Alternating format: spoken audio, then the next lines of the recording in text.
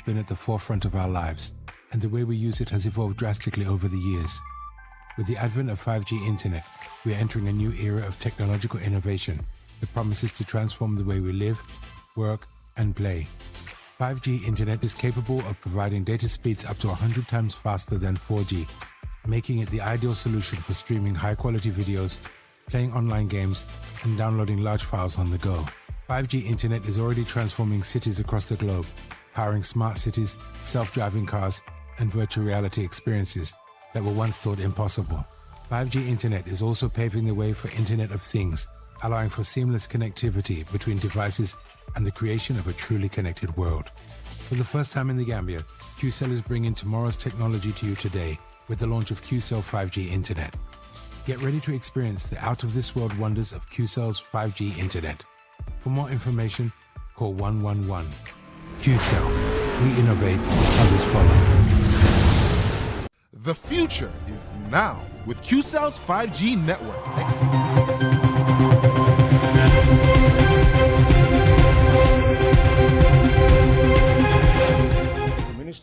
The Minister of Information, Honorable Dr. Ismaila Sise, the Minister of Youth and Sports, Honorable Bakari Baji, Permanent Secretary, senior government officials, members of the press corps, distinguished guests, ladies and gentlemen. My name is Ibrahim Sankare and I'm chairing this press conference. This is a press conference that brings together three ministries: the Ministry of Information, the Ministry of Youth and Sport, and the Ministry of Local Government Administration, Lands or whatever, Honorable Ahmad Ba. Due to some previous engagement, Honorable Ba is unable to be here for now. However, in due course, the Honorable Minister will join us. But because Honorable Baji had previous scheduled engagements, so we have to begin so that he can deliver his statement and take few questions and then depart. Meanwhile, Dr. Ismaila Sise would update us on certain significant developments that have been unfolding in this country in the past week or so. So to proceed, I would invite Dr. Sise to come and unveil those reports, and then thereafter, Honorable Baji would also take the floor. Thank you and welcome to this press conference. Thank you. Thank you very much, Honorable Spokesperson, Mr. Sankare. Good morning, members of the press. Good morning, Honorable Minister of Youth and Sports, Honorable Bakari Baji, Deputy Spokesperson, Mr. Sankano, senior government officials, Deputy Permanent Secretaries, PSCs that are also present here today.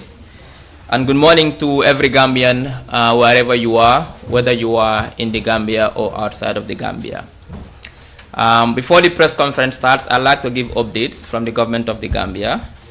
The first update is coming from the Ministry of Trade, Ministry of Trade, Industry, Regional Integration and Employment. Now, the ministry wishes to inform the public that there is enough cement in the country. I repeat, they want to inform the public that there is enough cement in the country, far more than the national demand requires. That as of today or yesterday, the 4th of June 2024, the three companies that produce or bag cement in the Gambia, that is Gasem, Jar Multi Industries and Salam, have the following amount in stock. For Jar Multi Industries, otherwise known as Jar Cement, currently they have 19,000 metric tons of cement in stock. By mid-June, they will increase this volume to 29,000 metric tons. And by the end of June, they will further increase this stock to 36,660 metric tons. And in the first week of July, they will have 39,000 metric tons. Now, for Gasem Limited, they currently have 6,500 metric tons of cement in stock. And by the 15th of June, they will have 15,000 metric tons of cement in stock. Salam currently has 70,200 metric tons in stock. Furthermore, the ministry also wants to inform the public and retailers of cement, in particular the wholesale price of cement by local factories have not changed since the introduction of the measure, which the policy which was introduced to pay 180 in tax at the border. That the wholesale price of 42.5 R of cement at JAM Multi Industries remains at $335 per 50 kilogram bag, and for GASEM is $388 per 50 kilogram bag for the 42.5 R cement. And the wholesale price of 32.5 R of cement from Salam is $330 per bag.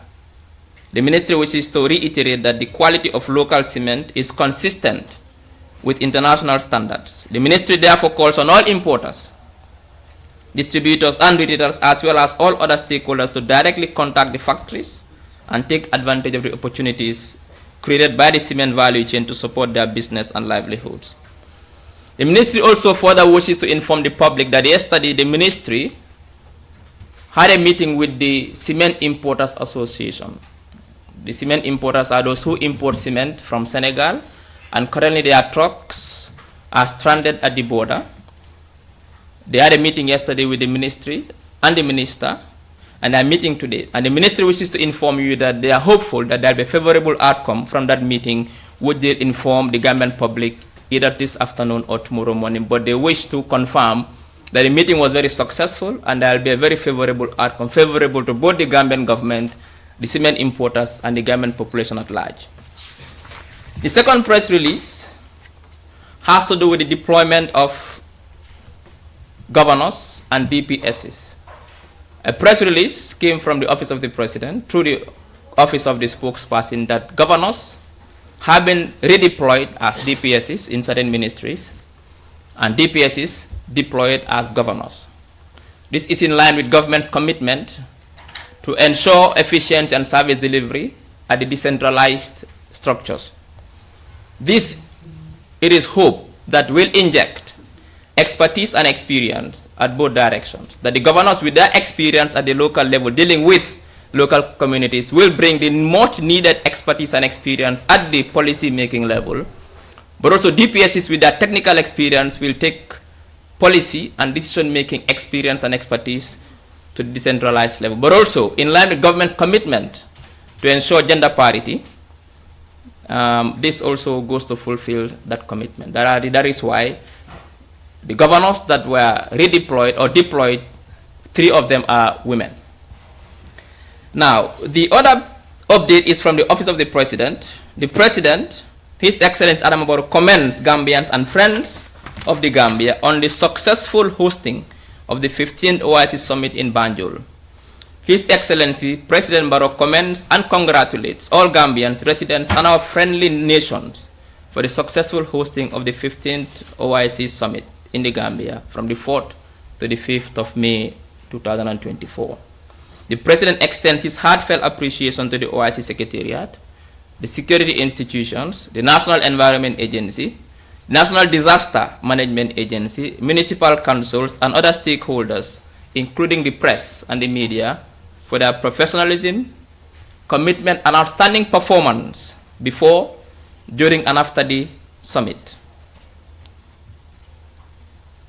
As the chairperson of the OIC for the next 3 years, the President, His Excellency Adam Barrow, reaffirms his commitment to steering the organization in the right direction while projecting the Gambia's global image as a champion of democracy, a beacon of good governance, and respecter and defender of the rule of law. The impressive social and infrastructural developments across the country in preparation for the summit will serve as an enduring legacy of His Excellency's National Urua program. President Barrow therefore extends sincere gratitude to all Gambians for their demonstrated loyalty and tremendous support, reflective of their true sense of patriotism. He urges all Gambians to maintain peaceful coexistence and unity under the one Gambian flag for the continued development of our dear nation. The release ends. The final update has to do with the President's tour. If you have been following the news recently, the President embarked on a nationwide tour where he did 2 things, or 3 perhaps. One is to take stock of Gambia's local industries. We all know that there is a global living crisis, inflation. Inflation is a global problem. Now, the only solution to this is to ensure we build our local industries and rely less on importing the goods and the services we need in this country. The President, in his drive to industrialize this nation, took stock of the industries in this country.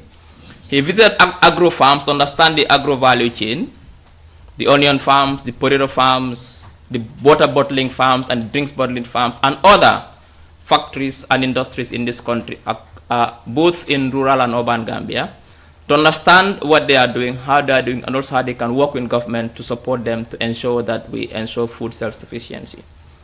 During the tour, the President also inaugurated 5 well-equipped, state-of-the-art health centers in rural Gambia, in Kiang, Jali, in Basse, Tumanna, and Mankamankunda, in Jokadu, and in Badibu, Salikenya.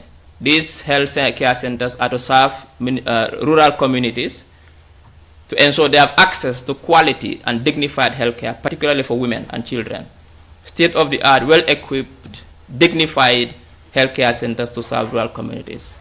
Also in line to promote education, because the President believes that education is the bedrock of development, he also inaugurated some very important classrooms and computer labs in rural Gambia. In Koidu, amongst others, in Tumanna, in Numuel, and other places across the country. The government thanks MRC Holland Foundation for the support and their partnership with government for making this possible. A lot of classrooms were inaugurated in our drive to ensure that education is accessible to every Gambian, no matter where you are born in this country. And this is in line with government's national development plan to ensure that every Gambian has access to quality education, no matter where you are in this country. These are the updates from government, and I thank you all for coming to this very important press conference. I'll hand over to the government spokesperson who will chair the press conference. Thank you. Thank you very much, Dr. Sise, for that lucid explanation of major developments in the past weeks. Without wasting much time, I now call on the Minister of Youth and Sport, Ms. Honorable Baji, to take us through some major developments taking place within his ministry. I think he'll be covering the renovation works going on at the Independent Stadium, maybe the new coach, and related issues. Thank you. Welcome, Minister. Thank you.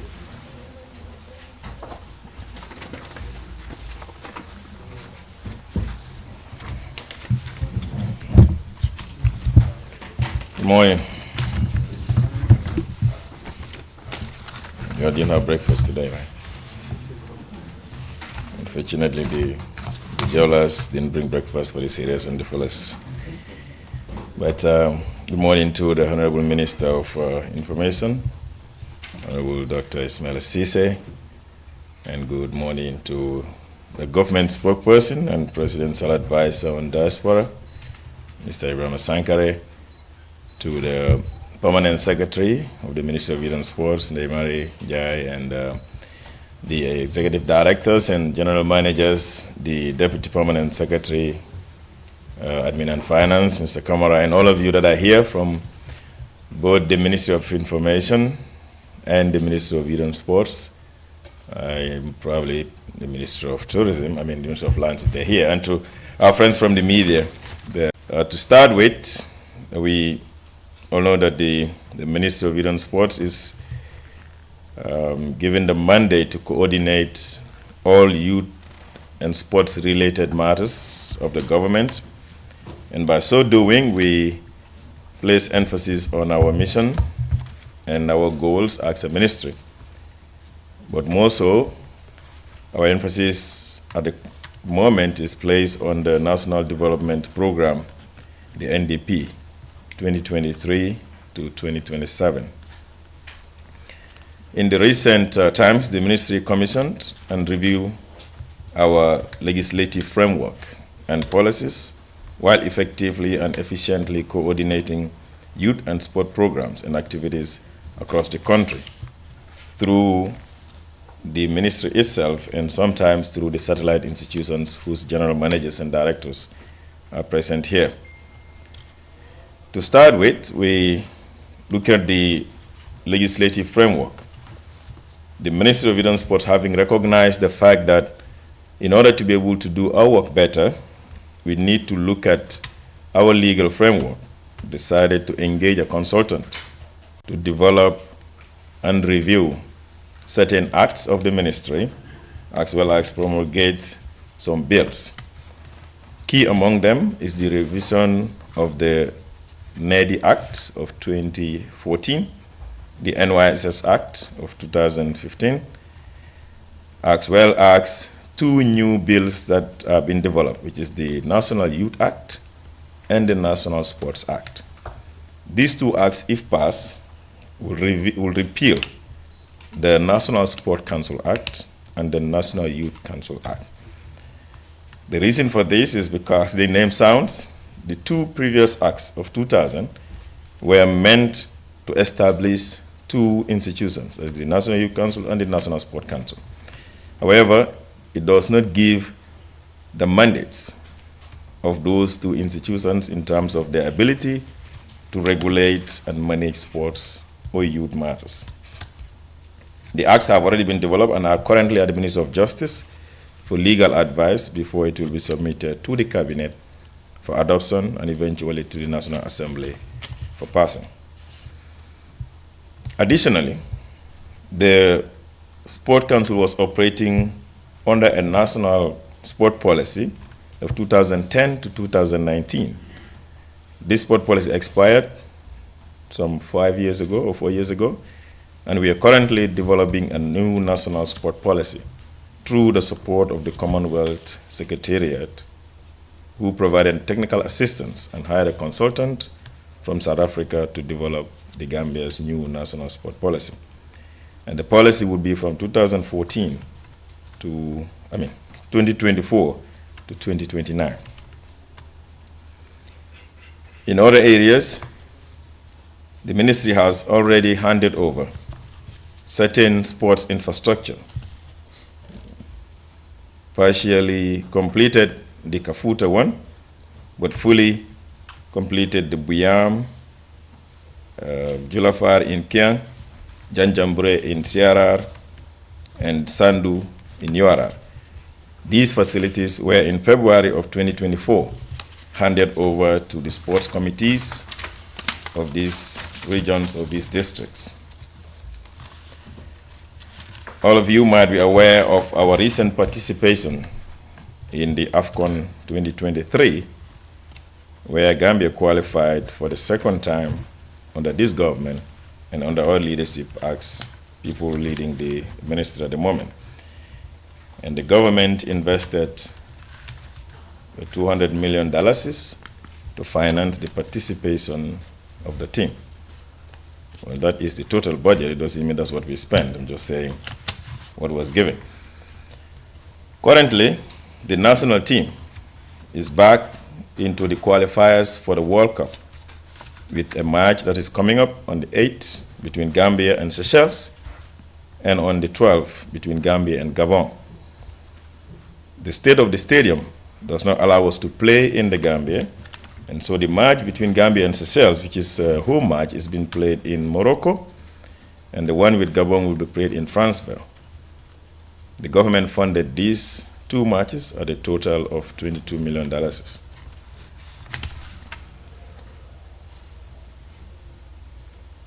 Our other projects include the GSI, which is the agroforestry training program that the ministry conducts in Chamen, North Bank region, where we, in February, graduated 70 young people, 42 women and 30 men, who were trained on agriculture for a period of 12 months.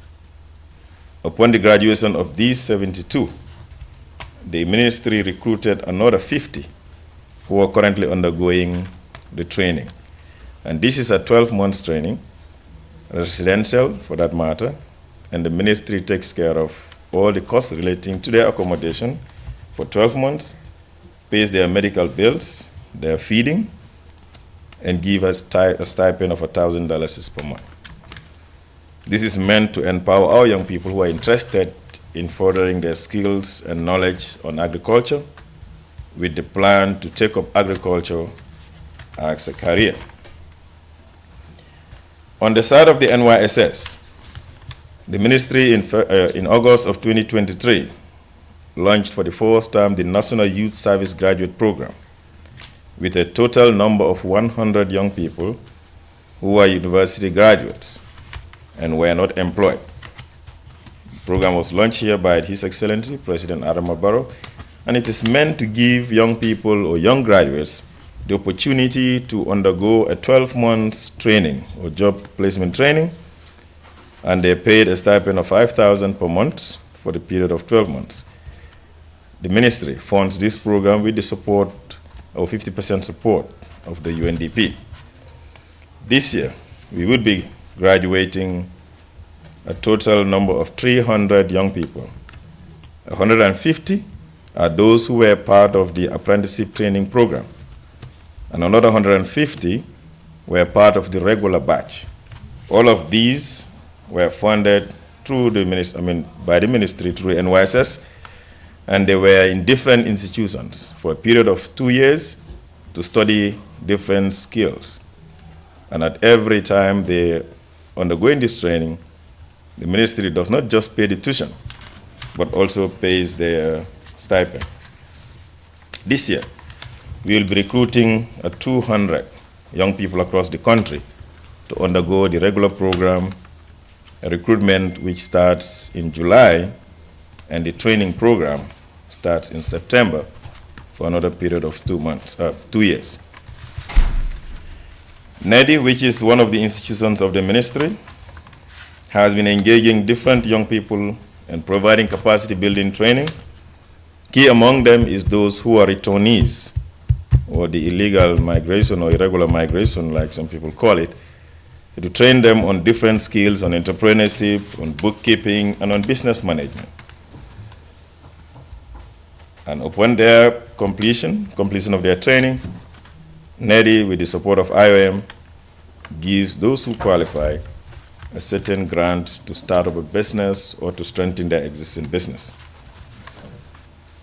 Through the ministry's support, NEDI will, in the next 1 week, or in the next few days, I might put it that way, will be giving out a total of $1.5 million to young people who have qualified to be giving a grant to initiate, to start their business or to expand their existing businesses. This is supported through the ministry's Youth Entrepreneurship Fund, which is meant to support young people in business who otherwise would not have had the capital to expand their business or to start a new business. No, even if they do, they have to go to the bank to take loans whose conditions they would not be able to meet. The the PIA, the President Award Scheme, which formerly was called the Award Scheme and now called the President International Award, had done in recent times have graduated a number of 1,600 young people across the country who have completed the goal program and have gone through the normal recruitment and the training processes and community volunteer activities and their coursework to be able to qualify for the Gold Award.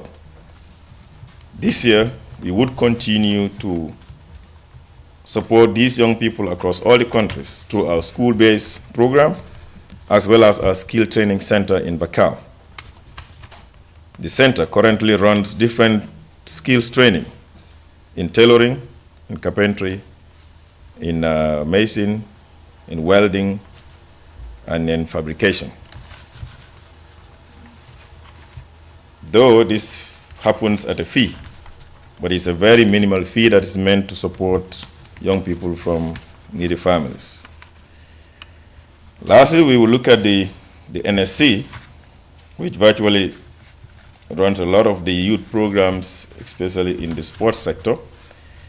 And we all know about the Gambia's recent participation in the African Games in Ghana, where government supported at a budget of $36 million, and we were able to take 8 disciplines to participate in the event in Accra. And this is a record number, as the Gambia has not registered any, or has not registered this amount of participants in any international competitions. We are currently preparing the team that qualified for the Olympics, which is taking place in Paris, France, from July 26 to August 12. And the NSC is collaborating with the GNOC, with the Gambia National Olympics Committee, to prepare the team. The ministry has already allocated $7 million to support the participation of the Gambia in the Olympics of 2024. Lastly, we'll look at the stadium. And as you all know, the renovation is ongoing, and we're hoping that the second phase, which is supposed to give us the requirement for CAF, will be completed by the end of July, and we will be able to bring our matches back home. The Gambia government have signed the international coach for the Scorpions about 2 weeks ago, and government, through the GFF, recruited the coach and will be paying his salary for the next 2 years. The coach is tasked, among other things, to recruit a strong or formidable national team, as well as to provide technical support for the Gambian local coaches, as well as to qualify Gambia for the 2025 African Cup of Nations. These are some of the deliverables that have been agreed between us and the coach, and we hope that as he starts his task with the coming match with Seychelles, he'll be able to deliver those goods. So, ladies and gentlemen, these are some of the updates that we have. Well, maybe let me add that recently also we have supported different associations, and I will just take this opportunity to just go through them. One is the Gambia Handball Association that just returned from Mauritania to participate in the 2024 Zone 2 Championship. The ministry supported the Handball Association with $2 million, and we've also recently, we're giving $1.5 million to the Gambia Paralympic Committee, who would also be participating in the 2024 Paralympics in Paris, which is coming right after the Olympics. The Gambia Judo Association was also supported with $622,500 for the participation in the World Championship Seniors in Abu Dhabi, in the United Arab Emirates, and this is taking place from June 19 to 24. A group of young people also recently returned from Ghana who participated in the 2024 Yali cohort, and the ministry is supported with $195,000. And our Gambia male volleyball team would be participating in the Olympics qualifiers as well as the World Pro Tour in China from June 6 to 8, as well as June 18 to 24th. And the ministry supported with a cash amount of $1,752,300.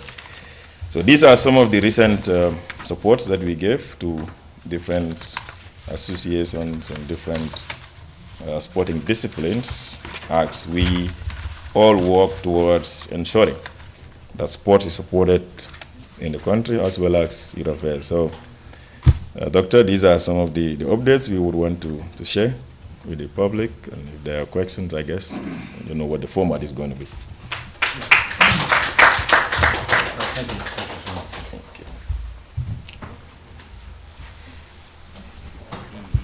Yeah, thank you very much, Honorable Minister, for those updates.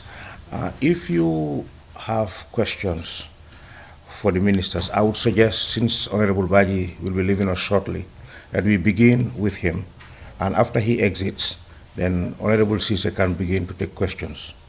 So we will entertain maybe four questions, and then yes, you raise your hand, you identify yourself and the media that you represent, or the medium that you represent, and then you'll be asked to pose a question, and then you give chance to others to also come with their questions.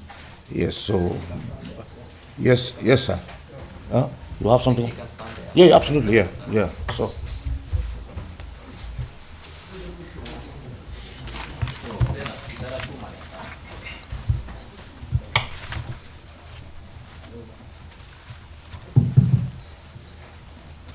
Thank you very much, sir. My name is Yusuf Taylor. Very much appreciate this press briefing, and also want to take the opportunity to thank the government for the recent Mansakunda initiative. We really appreciate that. So my question is regarding the NEDI initiative, where you highlighted that about over $1 million will be given shortly to businesses. It would be to young businesses. It would be very useful to know how many young businesses are targeted, since you say it's about in a week's time that they might receive this. How many young businesses will this be supporting? And if I could ask another question, sir? One more question? Let him handle that first and then we see. How many people have questions? Because it's not the time, because he has another appointment. So, yeah. Okay. All right. So there is a process when it comes to the NEDI grant and the loan. The grant is administered at our level at NEDI, and there is an application that young people who have gone through the training, because one must have completed the 5 days training, all these trainings that NEDI is doing, and at the last day they can apply, and they have a shortlist committee that looks at the numbers and shortlist. So currently, I mean, as usual, you would have more than 100 people that will apply, higher than that. But based on funding, we are giving 23 young people. The NEDI general manager is here. 29. Okay, said 29. You have a date yet? Tuesday. Okay, so next Tuesday. So 29 young people out of the lot that applied. But that this is for this year. Last year, we gave a similar number, and the 2021, 33 for last year. So every year we do these presentations, and like I said, it's a startup. But then there is the loan scheme, which because of fiduciary responsibilities, we are working with SDF. It's our fund, but managed at SDF. And if you do well with the grant, and then after a year or two, you can then qualify to apply for the loan, which is they're supposed to pay through the SDF with a 6% interest. So, yeah, but for this year it's 23. Thank you very much. Identify yourself and the institution that you represent. Thank you. Yeah, Young Bajalo, Foreign Newspaper.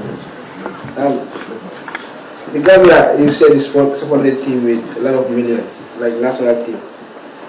Recently it's over 200 million. So, since it's taxpayers' money, people have been asking, so audit. They have been directing it at the GFF. So now that you have actually told us how much is being invested in the team, would there be audit and would there be accountability in terms of how the money is spent? And secondly, how much is the Gambian coach paid? Okay, so like I said, you all that followed, some of you that followed AFCON knew the budget for AFCON was submitted by the Federation was $388 million. That was in anticipation that when we get into the AFCON, we will go all the way to the finals. Essentially, we didn't raise that. What we raised is what government gave is the 200 million. We raised a little bit from the private sector.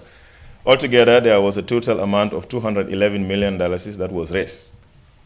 And I said when I made this remark that doesn't mean that what was spent. What was spent at the end was, and maybe don't quote me on this one because I don't have the exact figure here, but I know it was about 109 million, 110 million. That was what was spent. Now, government regulations, if you give you money, you don't spend it, you return it. And we've done that through finance and reporting. The report will come from the committee, but the audit is something different. Audit don't happen 2-3 months after an event. It takes a period before it happens, and I'm sure when the audit is done, the report will be shared as expected.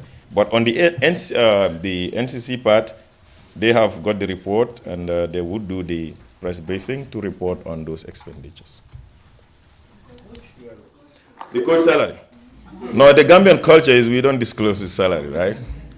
You don't disclose our salary. Government is paying. The Ministry of Youth and Sports is paying the coach's salary. But those are contractual issues, and we are not at liberty to say it here.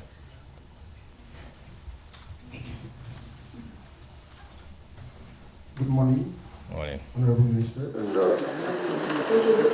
my name is J.J. Robinson. I represent Mbolo Association.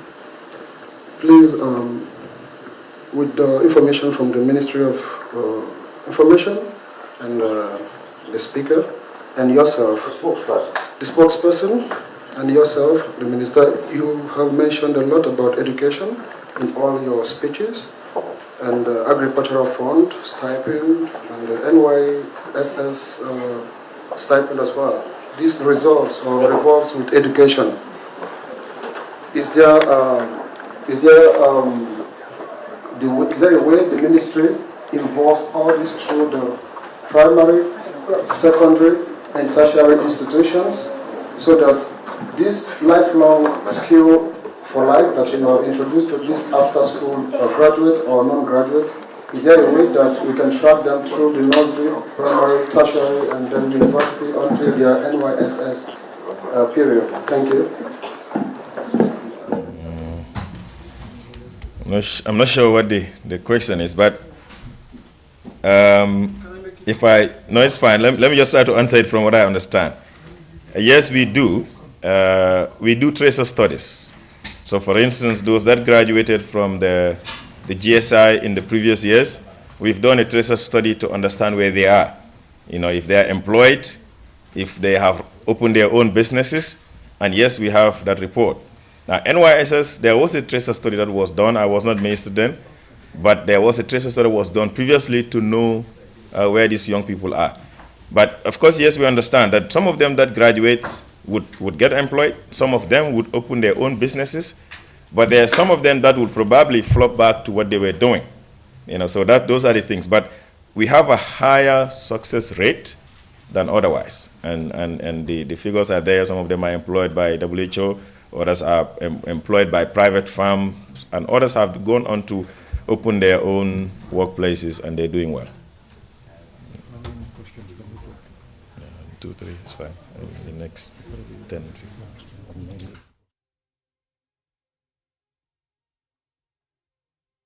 Any other questions? Follow. Yeah, good morning. My name is Edward Francis Dania, a reporter of Gainago. Considering the improvement made on the stadium, many of us are focused on the stadium, but forgetting that there are mini stadiums. So I want the minister to update us on the works that have been done on the mini stadiums, because going through the mini stadiums, we can see that they are horrible. So please, can you update us? Which ones? Manyai, Senakuta West, Banjul. Okay, that's fine. Yeah, I just wanted you to be clear. Now, let's say this. You see, there is always this misunderstanding about who owns what and who is responsible for what. Everywhere you go in the world, municipal councils are the ones who are responsible for the management of municipal sport infrastructure in general. In fact, they are the ones responsible for the construction of municipal sport infrastructure. A government is responsible for construction of national infrastructure. Now here, and that is now your responsibility to go there and task the leaders, the local leaders, to ask them what are they doing to support sports in the regions or in the municipalities. Because these ones that you just mentioned, they are not under the Ministry of Youth and Sports. These are structures that belong to the councils. And the previous years, previous decades, the municipal council constructed it, because KMC then, in the early 2000s, constructed Serekunda West, Serekunda East, Manjai, and Bakau. So the upkeep and all of that is not a ministry responsibility. In fact, we have no role whatsoever in the management of those councils, the ones you just mentioned. However, understanding the challenges, that is why government, as a central government, comes to the local level to construct these fields.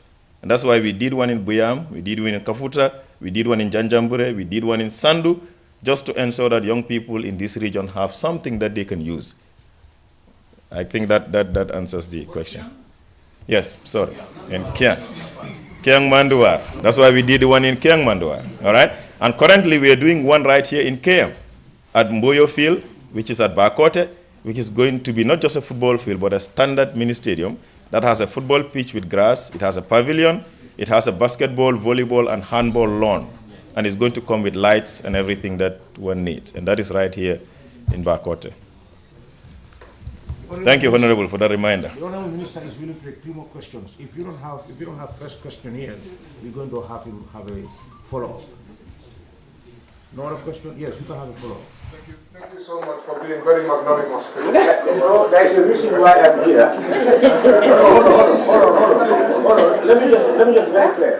There's a reason why I'm here is to organize and coordinate. And if you are chairing a program, you are responsible for the program. So I know the information officer is your friend, but I coordinate and I take charge. Okay? So, and we have to be very democratic. That's what you fight for every day. You cannot ask me questions when your colleagues have a question pending. So you can go ahead. Thank you. That's why I'm thanking you for being very magnanimous. So, Mr. Taylor for Ghana. So my question is regarding the stadium. Yes, we have many questions. We have even more, but we'll just, these ones are okay for now. Honorable Minister, you've spoken about the stadium, and now we are looking at sometime in July, right? It will be almost 2 years, if I'm not mistaken. Now, what has caused this delay that is taking so long, almost 2 years now? That's the first point. And then secondly, can you reassure us that this time July for sure will be July for sure? Over 100 million was spent at one point. We don't even know how much was spent. Maybe you can throw that in there to tell us how much has been spent in the stadium so far, sir. Thank you very much. No problem. Thank you. Well, okay, let me say this about the timing. When we speak as ministers, we are speaking based on technical information that is given to us, because you all know that we don't get on the ground and do the job. But there is a committee, there's a technical committee responsible for stadium in general. There is a ministry responsible for the supervision of the work, and that is the Ministry of Transport, Works and Infrastructure. The Ministry of Youth and Sport is more and more of a beneficiary, because we are not doing the estimates, we are not supervising the work, we are not providing the money. So we are right there in the middle. Minister of Works tells us that this is how much you need to do what you want to do. And we take that to the sports committee, the sports cabinet subcommittee on youth and sports. It gets to cabinet approves, and the Minister of Finance then looks for the money and gives us. We only operate when we are given the funds. If we are not given the funds, we cannot move. So I want that to be clear. Secondly, the timelines. This is what the Minister of Work said, you need 6 months to be able to do the job. The contractors will bid, and they're giving a contract based on that arrangement. However, if you delay your payment, they add the months that you have delayed the payment to the end of the contract.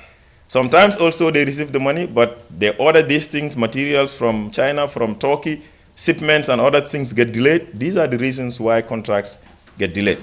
So whenever I say 6 months, I am speaking based on what is on the paper.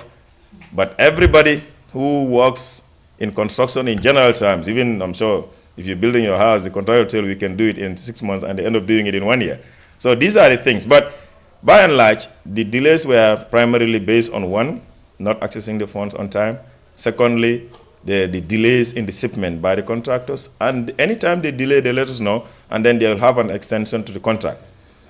There was a gap in the first 6 months and what we're doing now, and that was because the president himself said it when he went to the stadium. These are things that were never budgeted for. And so if you tell government that you need to give 100 million when there was no 100 million in the budget, and you already gone past your budget, it has gone to the National Assembly, approved, and now something comes up that was never anticipated, you have to go around to look for the funds. And this was the reason why the work was delayed. But eventually we were able to start, and now we are assured that all the funds are in, at least for the second phase, and the contractors, and that's why I said, on paper, we expected that the work will finish by the end of August. And we don't anticipate any delay, because as of yesterday, they were within schedule. End of August or July? Sorry, end of July. Yes, end of July. Now, total amount. The first job, the first phase was about $153 million. And the second part, so total we spent we'll be spending $283 million for the renovation of both the first phase and the second phase. And let me add that there is supposed to be a third phase, which is supposed to be the tracks and the floodlights. And those are taken out from the job because the cost estimate we receive is too huge and we cannot carry all of this at the same time. Yeah. Okay, so I was advised by the government spokesperson and advisor to President about the NEDI, that it would be important to say what NEDI means. It's National Enterprise Development Initiative. And sometimes somebody would ask, is NEDI part of the ministry? Yes, it is an institution under the ministry, just like how we have the award scheme, or PIA, NYSS, NYC, and NSC. And of course, Stadium. Yes. That's it. So please, I'm sorry. You have a follow-up? Follow-up of my question. Okay. On the education about... You have a question? Yes, no, I was just going to check that. I'm sure everyone can hear my voice. Just right now, a sports journalist posted that on Coffee Time, there is allegation of sexual abuse at the Gambia Football Federation. I was just checking. I don't know if the minister is aware of this. Have you been briefed about it? It's a breaking news that just came in by one Sonko, a sports journalist. Sexual harassment at the JFF, like in the JFF office? Or? Allegations of sexual abuse at the Gambia Football Federation. No, I'm not aware of it. I've never been told about it. But yes, so, I mean, when we are told about it, when we get the information, we will do the right thing. But for now, we've not been told about it. But of course, there is definitely zero tolerance for sexual abuse in the sports sector, in general terms. In every sector, yes.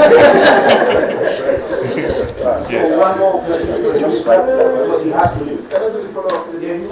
you very much. Yes. I'm very brief. All right, please. I mentioned before, like I said, this national enterprise development, are they instituted in the local regions? I come from Tujaran, and we don't have any kind of all these things you have been saying. You don't receive any deliverables and all that. We institute and create our own everything, kind of. And if you know very well, Bolo Association has done this. And of course, we have been favored by the government and private institutions and funders. But for us, we are very well okay. I will say this, because if you know the foundation of where we come from, what about other villages that does not have access to the ministries and all that? Right now we are here, very nice, and what about people from other places? How can they be part of everything that we are getting? We are getting this truly. How can we shift it over to other local places like Tujaran and the villages around? Thank you. No, there is an office, NEDI office, which is located in Carnifin, just behind the Red Cross headquarters, and primarily it was operating from there. But this is an institution of the ministry, like I said, and the ministry is present in every region. If you go to the governor's office in West Coast and in all the regions, the ministry has an office and permanent staff, a sports coordinator, a youth coordinator, and assistant. And these individuals operate on behalf of the ministry as well as the institutions under the ministry. And recently, in February, we opened 2 offices for NEDI, one in Soma and another one in Basse. And these are the offices that are supposed to cover the provincial areas. So we cannot be in every village, but at least we are in the headquarters of the region. Like for instance, in West Coast, we are in Brikama, and you can always access our services through the governor's office. Yes, and also there is district youth committees. So the committees are for sport and for youth. And if you cannot get to Brikama, for instance, you can get in touch with the chairperson of the youth committee or the chairperson of the sport committee of your district, and they can be able to link you with this institute. And of course, when we do trainings, these young people come from all over the country. Because when you look at, for instance, one aspect of our training is the migration aspect. Those young people who try to embark on this irregular migration, they are all over the country. And when we train them, we are not looking at where they come. Of course, we will always consider gender and the regional dimension, but the village is not the issue, and they come all over the place. And then also when they apply for the loan, there is that consideration. Just like NYSS, there is a number that is given per region. So if you say we are recruiting 200, you know that, for instance, West Coast is a bigger region, they have a higher number. And then KM and LRR and Sierra, that's how it happens. So there is a decentralization of our programs. The NEDI grant, training and loan forms are usually available through the youth committees, through the youth representatives in the region. All right. Okay, I guess that will be the last thing. I wish I can stay with you, but I have a meeting at 1 o'clock. So thank you so much, guys. No.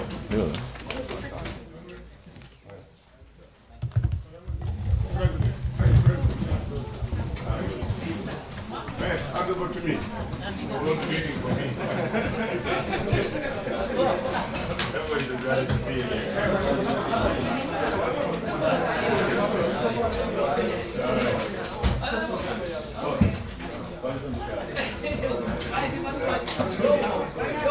I think you guys can come forward. I think you can come forward.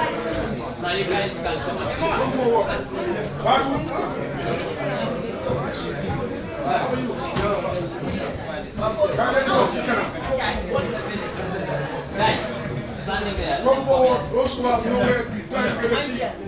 It will be a long one. Be seated, please.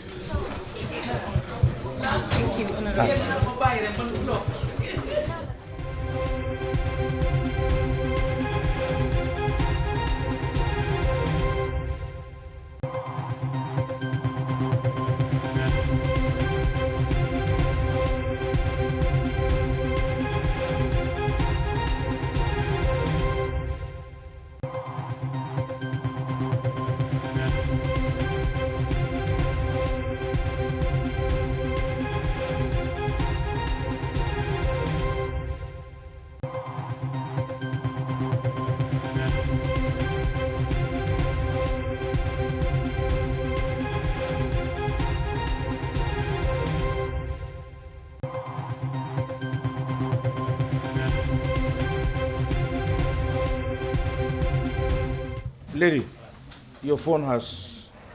Can you come and fix it? Mr. Lawyer, sit down. See whether it works. You just left and then it's...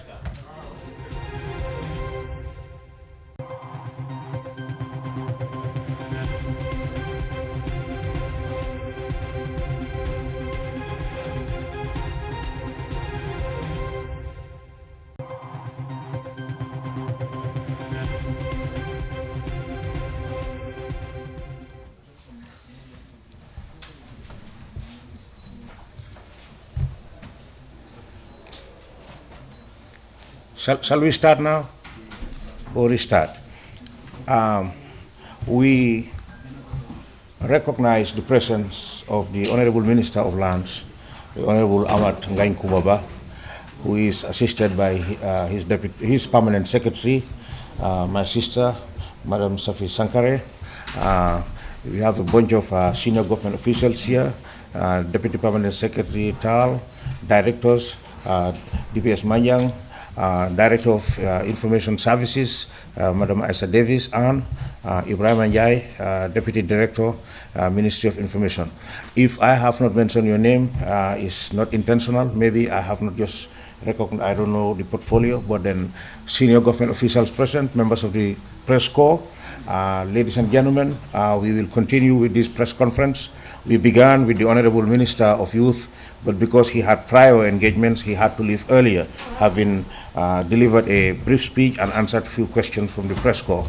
So we would now invite the Honorable Minister of Lands to deliver a statement, and thereafter, when he finishes his speech, him and the Minister of Information will take questions.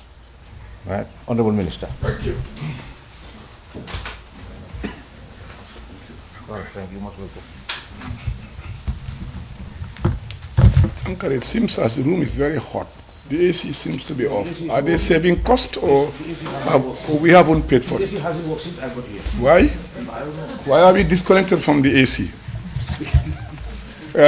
Good afternoon, Honorable Minister of Information. And a good afternoon, government spokesperson for the government of the Gambia, Permanent Secretary, Ministry of Lands, Local Government, Regional Administration and Religious Affairs, Deputy Permanent Secretaries, Directors, Senior Government Officials, and Deputy Spokesperson. And of course, senior officials of the media, reporters, and all other protocol respectfully observed. Today will be my fourth encounter with the press since I took over as Minister of Lands, Local Government, Regional Administration, and Religious Affairs.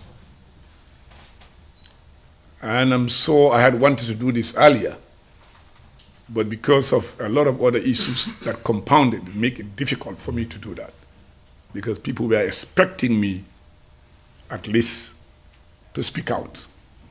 And I think it's time that we speak out, and it's time that we put the Gambians in the picture of what we have seen and what we have done the last 1.5 months or so. Could be 2 months now, almost close to that. I started around the 28th, and that was in March, April, May, so it's 2 months since I've been there. And then there are 2 issues here. I'll be doing a lot of reading. I love talking more than reading when it comes to public appearances. Privately, I read a lot, and I love reading. The reason why I have to read, these are recommendations coming out of an inquiry, investigation, and it is important that you capture them accurately for record purposes. And therefore, I'll be reading that statement. You're all aware there was an ongoing investigation about the issue of Kamalo, an area around the Sting Corner that was declared as an industrial zone. And there was a lot of outcry of wrongdoings that led to the president taking a decision in the supreme interest of the Gambian people to get to the bottom of what transpired and what happened at that particular site. Serving public interest, you're always dictated by public concern. And as a result, the president directed that a committee be constituted to investigate and report back so that we can take decisions in the future to avoid that happening. And those decisions I am going to communicate to you as soon as I finish reading this statement. Now, the public raised concerns about Barton Haldane 2 regarding the allocations around that end. And we will also tell you what the ministry is doing and intend to do collectively together in order to close the gaps and avoid some of the wrongdoings and the mistakes and some of the practices of the past. And this, I will just set the background for you to understand where we are coming from and where we hope to be together as a country. The Gambia is among the 5th most densely populated countries in Africa. Most of those countries, with the exception of maybe Mauritius, few of them have gone into conflict of land and problems, civil war, and the rest of it. And you must take into account too, the Gambia, in 30 years from now, this population would have doubled up. And again, we must understand land does not expand, it contracts. Once you give it away, it's gone, it never comes back. And again, you must also understand that it's one of the most important commodity or asset for any country anywhere in the world. and that all the countries that have taken off on development have instituted strong land policy, strong, transparent land policies, including the United States. All the countries that have moved on quick development have managed their land well. So we are at a crucial stage now as a country. We either do it now, hard facts, move with vigor, decisiveness, courage, get it done for our children and our grandchildren, or we fail woefully and subject our country to chaos. Today, the United Nations, the World Bank, the UN, rather, ECOWAS, AU, all these countries, their prediction on Gambia's next crisis will be on land. Our next crisis will not be politics if we don't manage our land. The fight would start and our country will be in trouble if we don't manage our land. Because the way it is being used, the way it is being managed, we all agree, the whole world, not only us, that it is not properly managed, not properly utilized. Therefore, we must take the bitter pill. It's not going to be an easy job. It's not going to be an easy task to address it. It will be a hard one. And I remembered Obasanjo telling me in 2000, we were in the villa having dinner.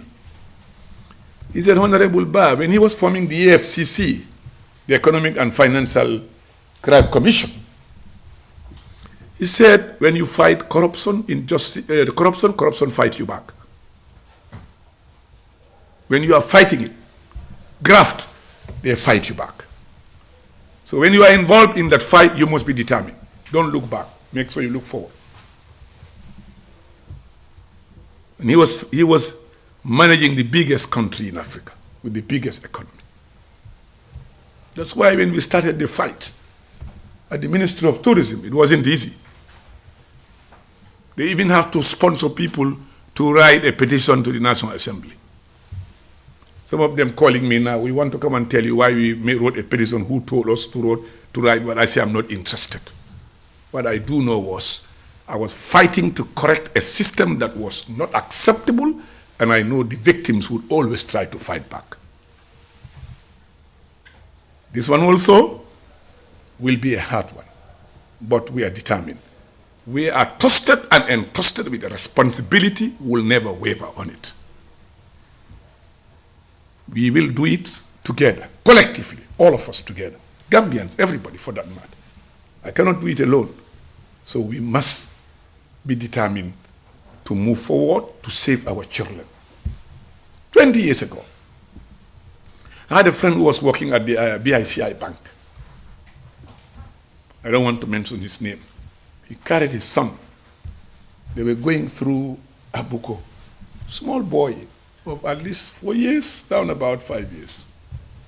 The boy asked him, Daddy, by the time we grow up, you people will not finish this land. Don't you think you will finish our land? Where do you expect us to live? Small boy, huh? The next day I was chatting with this banker. He told me this story. This is, 20 years ago. That boy, he is now grown up. Just to tell you, if children of that age at that time can think about what to do, how to live with the land, the way land is managed, I saw no reason why we should not wake up and make sure that we take ownership of what belongs to us, than having few people with a clique, with power, with money, owning every bit of our land. And that's what necessitated the following that I'm coming to tell you. That's why the investigation, the recommendation, I will implement them 100%. Number two, I'll give you an update of exactly what we plan to do, so that everybody, every Gambian would know what's happening. This report cannot become under the carpet. It cannot be kept under the carpet. No, never. The public was informed, there is an inquiry. When it is completed, the public need to know what's the outcome of that inquiry, right or wrong. It's our interest to make sure that, and our responsibility to inform the public. the outcome of that investigation. You will allow me time to read it. Don't ask me a copy. Record what I'm saying so that when you go, you can transcribe it, because we don't come with enough copies today. But subsequently, we can provide you copies as soon as we get to the office. You know that we're extremely busy. We are extremely busy. We are going through a lot of transformation. The issue of governors, a lot of things that we are transforming. So we cannot even have a space to have a tea, much more lunch at office. And we work very late. So it's not been an easy task. But we are up to the task. We believe that everybody here, because you are looking forward for us to do that. There is this very prominent journalist in this country I was talking to a few days ago. I said, I'm losing a lot of friends because of my position and decision on things that I'm doing. He said, don't mind them. They are the bad friends. The good friends will stick to you. Do your job. I said, is it so? He said, yes. I went to bed. I thought of what this guy told me. I said, he is absolutely right. I will lose friends, but I think these are the bad friends who do not want to see you do the right thing. So it doesn't matter. So if anybody is affected, so be it. I mean, that's what our country needs. And let me tell you that. There are thousands of Ahmad Bas who can do more than what I'm doing. And they're ready to do it. Ahmad Bas goes, somebody will come and do a better. And there is no going back on what we have said ourselves for now in the issue of land management and land usage in this country. There is no going back to it. Nobody. Nobody can change it. Because that's the supreme will of the Gambian people. I just gave you that background so that you will know exactly where we are heading to and what we are doing. And I'm willing to answer questions as much as possible. Government spokesperson and chairman of this meeting, and the Honorable Minister of Information. Honorable Minister, I congratulate you warmly. You have started a job, a task that we need in this country and in this government. We have done so much which is not known. We have done so much which is not exposed. Of course, some few media houses have been trying their very best to portray the things that we are doing. When we are wrong, tell us we are wrong. But when we do good, please tell the good, let people know. That's how you get respected. That you should be balancing your reporting and that you should be able to speak out. And also, you have to share respect with people. Being a journalist, having a microphone and a pen doesn't make you super extraordinary. It makes you servant of the people, serving the people in the best of manner, with all the respect and dignity those people deserve. And I think once you know the danger of this pen, what this pen can cause, it can cause the death of millions of people in Rwanda.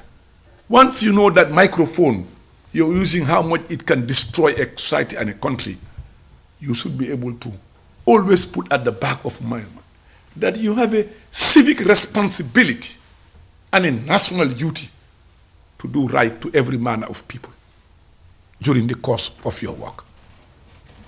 And I pray that this country will develop a strong media that will certainly live to the expectation of the Gambian people. Let me give you a short story with my encounter, my great friend, late Deda Haidara. He was my good friend. Everybody knows Deda was my friend. But we are friends that speak the truth to each other, as I always do with my friends. When they started the Gambia Press Union,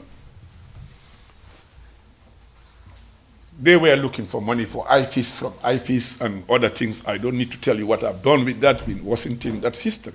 It was my role. I played my part. And he was the president then of the Gambia Press Union. We sat at his office chatting. I offended Deda so badly. For 1 week, he was putting me on every editorial, hitting me.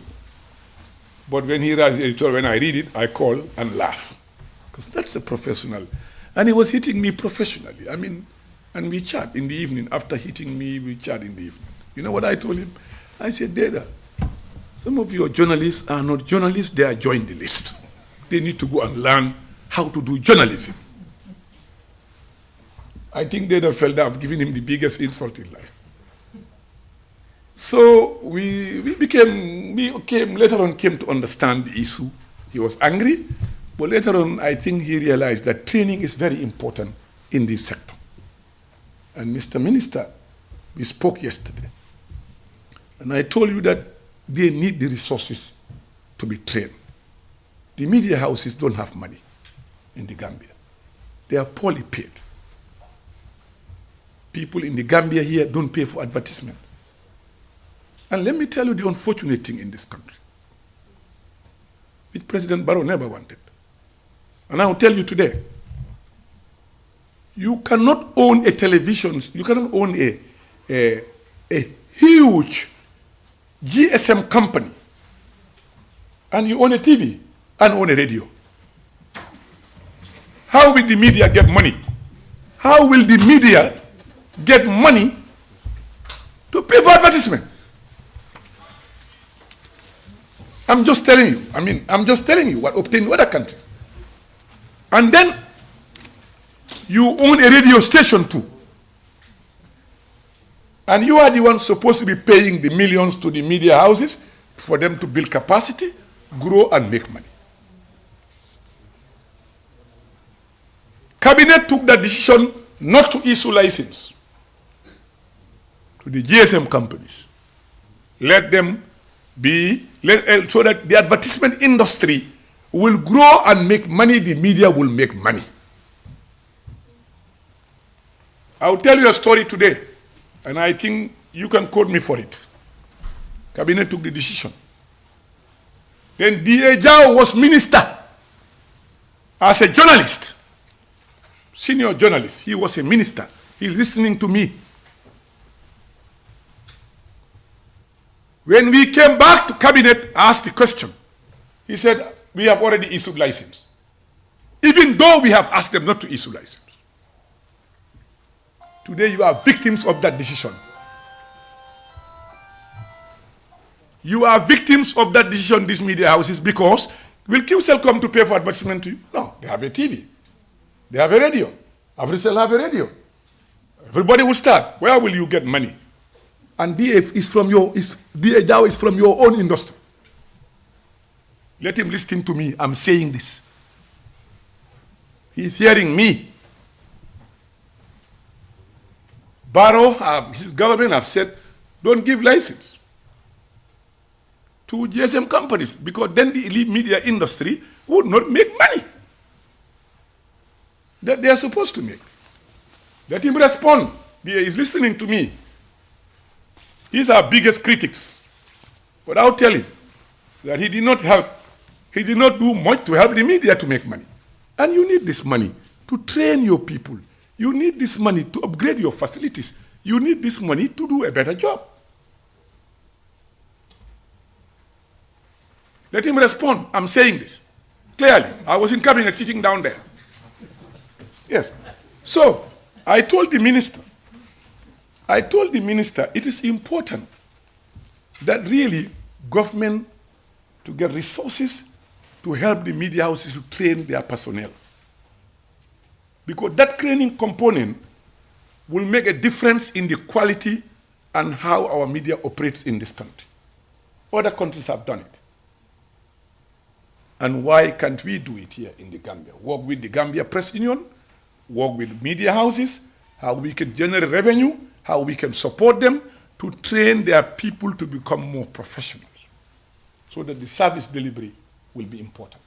So on that note, I stand to support you at every level in making sure that we do that. And that's why the president directed me a few weeks ago to make sure that the media houses, some of them, are given land because they are paying too much of rent from where they are operating.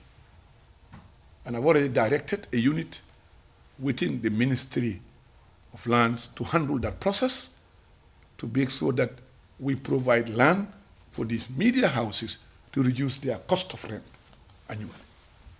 And I am going to implement that request the president forwarded to me. I will do it, inshallah. Now let me start. The preamble, just for a minute, listen to me please. Put your tape recorder on.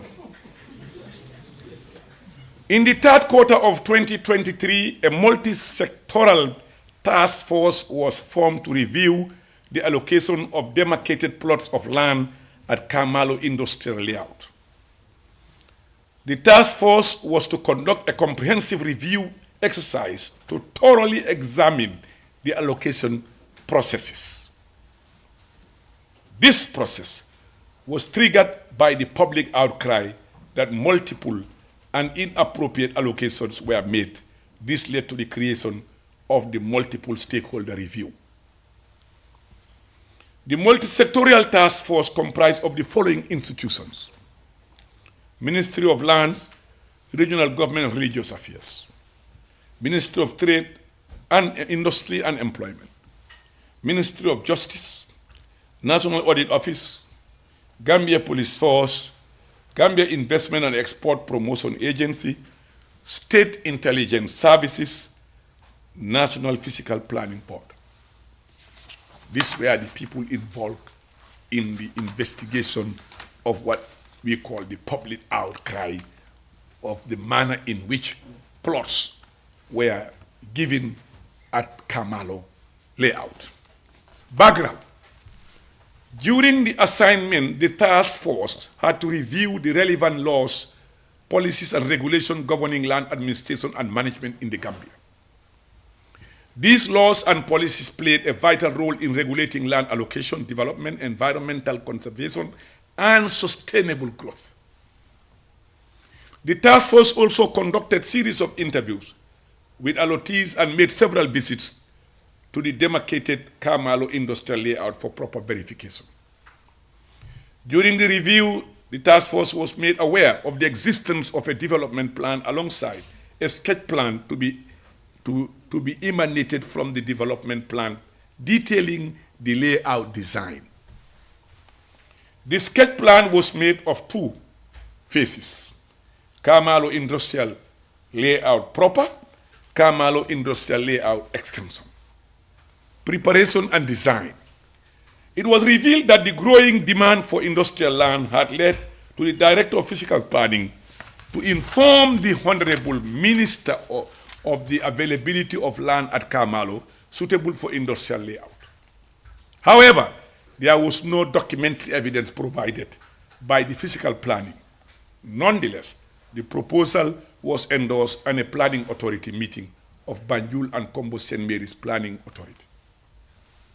Demarcation and allocation. Based on the sketch plan that was derived from the development plan, the task force noted that 40 plots were demarcated in Kamalo proper, that's the first phase, and 28 plots in Kamalo extension, equaling to a total of 68 plots in both the proper and extension.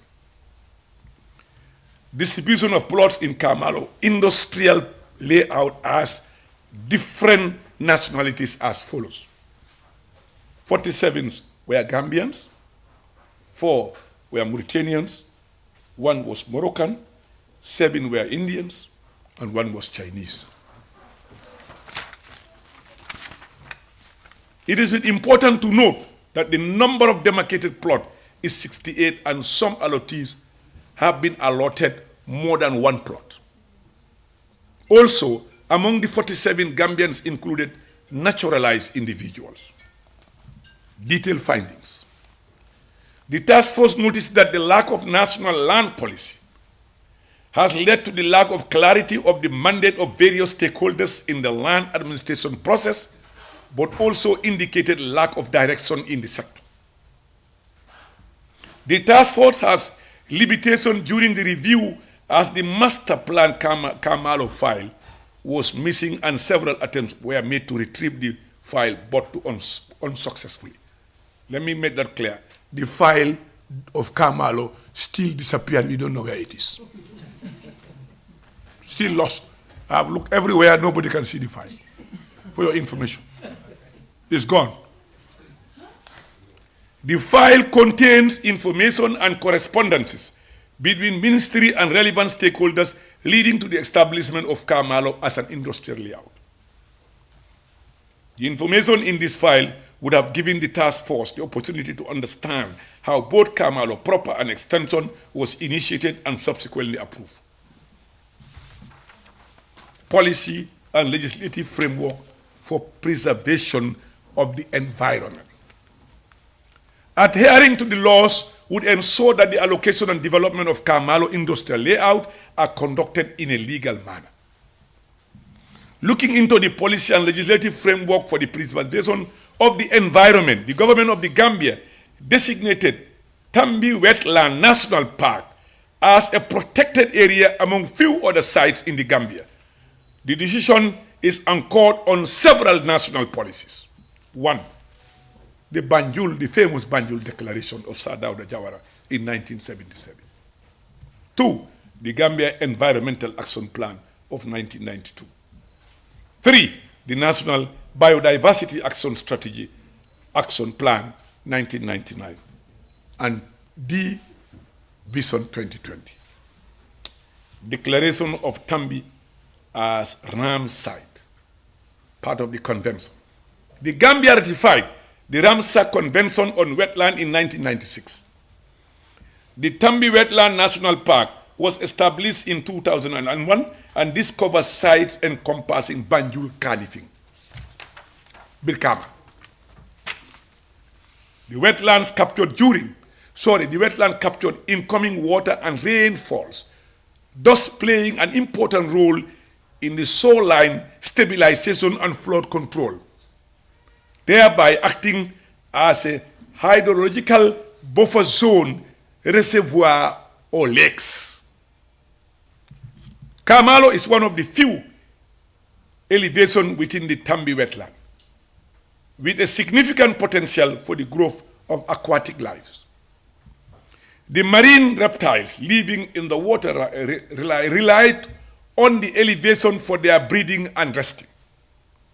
The forested nature of the site enables it as a habitat of other wild animals and birds, also migrated species that frequent the Gambia during certain period in a year. Therefore, the transformation of the site to accommodate industrial activity has serious ramifications for the wildlife and aquatic creatures. No evidence of environmental impact assessment. The task force noted that an EAI process was never initiated by the proponent, the above-mentioned department, that is the physical planning, their parent ministry, or no completed, that's the Ministry of Environment, no completed before lands were allocated and developed, work started. That means in any development, that any land, anywhere you are giving, environmental impact assessment must be provided. It's by requirement of law. In this case, it was not done. It was never done. At this point, it will be a guesswork to know the full extent of environmental and social impact to be occasioned by the ongoing development. If an ESIA was done, it would have given such information. However, one can safely say the following are possibilities: increased encouragement and land conversion into the wetland, pollution through waste dumping and spilling into the wetlands, increased mangrove dieback due to human-induced activities, ministerial approval without following due process. Section 13(2) of the State Land Act, the planning authority shall advise whether or not the proposed application conforms with the approved plan and establish planning standards. Section 14 of the State Land Act for the states, the department shall, if advised that the proposed application conforms with the approved plan and established planning standard, submit the application to the Minister for approval. For those seeking industrial land allocation, the application process necessitates the submission of several documents. These include completed application form, a proposed business plan, proof of funding, typically in the form of a bank statement, the proposed building design, business registration details, and clearance from the Gambia Investment and Export Promotion Agency, GIPA. During the review exercise, the task force noted that 28 allottees were issued with allocation letters at Kamalo Extension without any evidence of approval minuted in their files. Allocation without evidence of ministerial approval. Section 14 of the State Land Act. For the state, department shall, if advised, that the proposed allocation conform with the approved plan and established planning standards, submit the application to the Minister for approval. The task force noted with concern that 6 allottees were given with allocation letters without any evidence of ministerial approval minuted in the file by the minister, contrary to the above section of the State Land Act. We noted that these business entities were allocated in some instances more than one plot. Allocation to ineligible applicants. During the review, it was noted that some allottees were allocated plot of land at Kamalo proper with no evidence of business registration certificate. Also, no evidence of application fee of 50,000 paid, contrary to the dictates of the Act. Allocation of more than one plot to an allottee. It was noted that more than one plot was allocated to certain companies. However, the justification for allocating more than one plot was not provided for review. For example, there was an instance where applicants whose proposed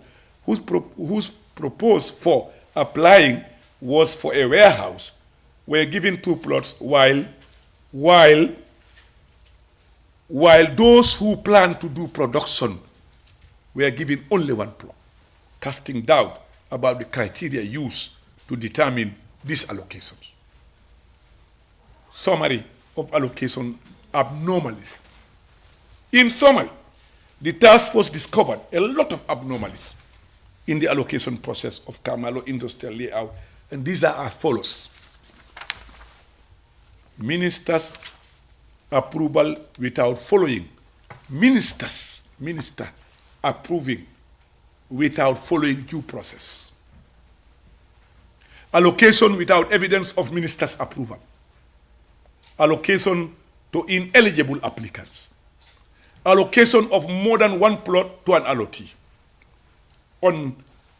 Unpresented application files.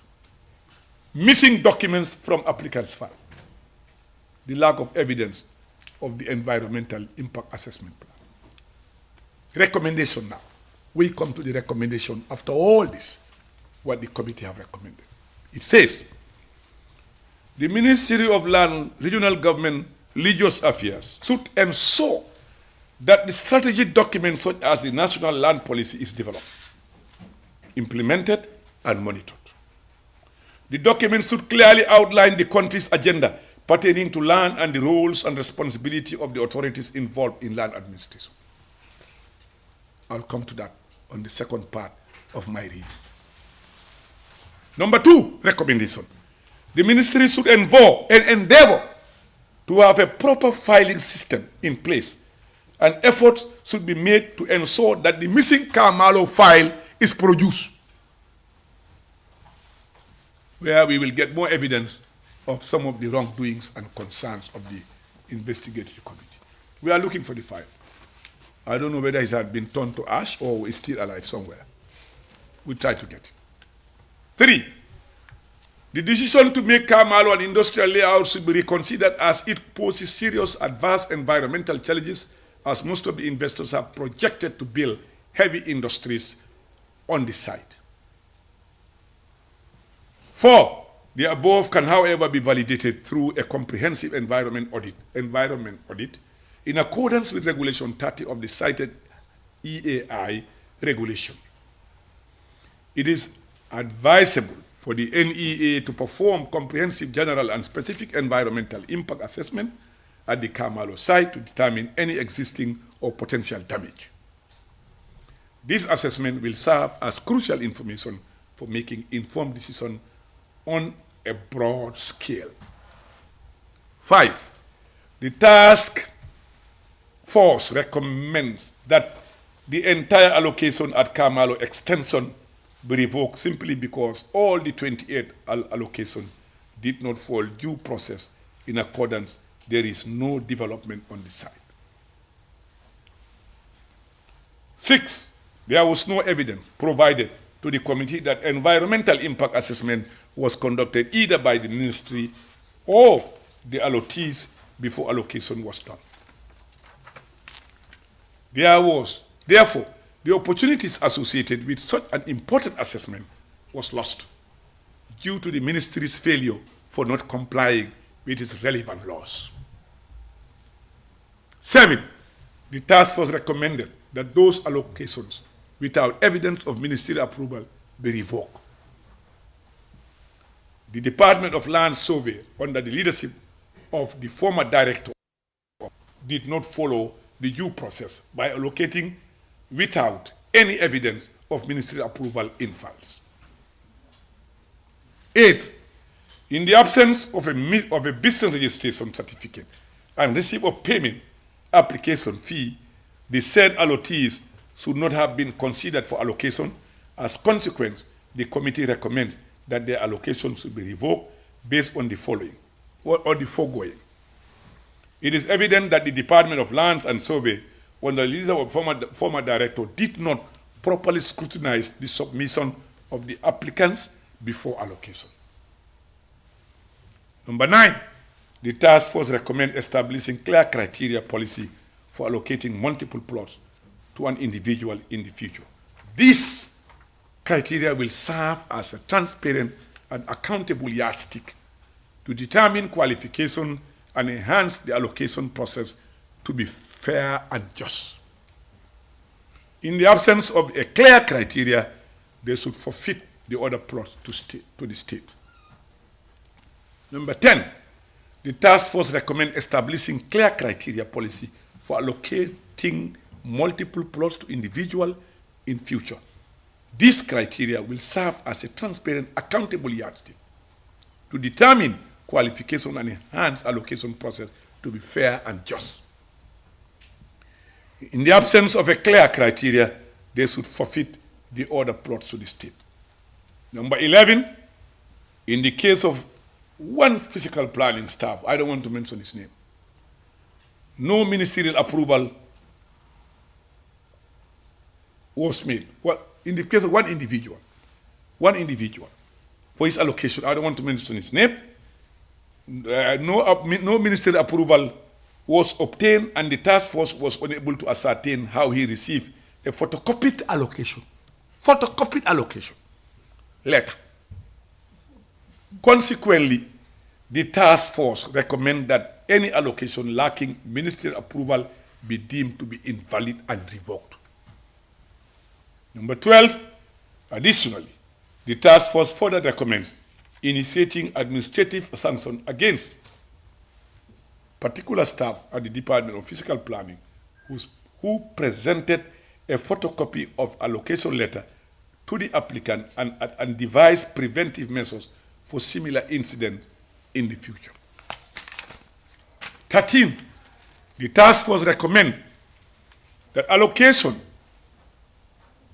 that was a particular company to be revoked. In fact, this person came to surrender his property even before investigation was completed. It future recommends that the Director of Lands should be held liable for recommending the applicant by ignoring the professional advice of a senior officer at the Physical Planning and Housing. Number 14, by submitting personal bank statement instead of a company's bank statement raises doubts about the liquidity of the company at the time, and as such, the application did not meet the requirement to be allocated plot, and as a result, it should be revoked. In conclusion, number 15, the ministry hereby accept, let me just tell you, listen to me. The ministry, the minister, hereby accept the recommendation from the multiple stakeholders task force and pledge to implement the recommendation in line with due process in accordance with all the laws. Therefore, it is conclusive.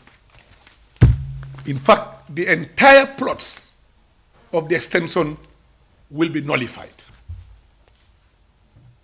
will be cancelled, and all orders that have fall short of the recommendation here will be revoked as recommended by the task force. And we'll set up a committee to make sure that these recommendations are fully implemented to the letter. And I'll be part of that committee myself. I'll be part of that committee myself to make sure that the recommendations here are implemented to the letter. Now, coming back on the second phase, just quickly, because I want to, because time is running against us, but just allow me just to read this one, and that will give you a comprehensive idea of where we are heading to, where we need everybody on board. Because there has been some shortcomings, the lack of policy, lack of strategy, we felt that you cannot run a huge ministry like this without a policy. Since independence, Ministry of Lands have never had a policy. I wonder how you can manage a ministry or institution without a policy. You know why? The policy dictates the strategy. That's why when I was in the Ministry of Tourism, the first thing I did was to develop the cultural policy, which became operational by 2018, 2019.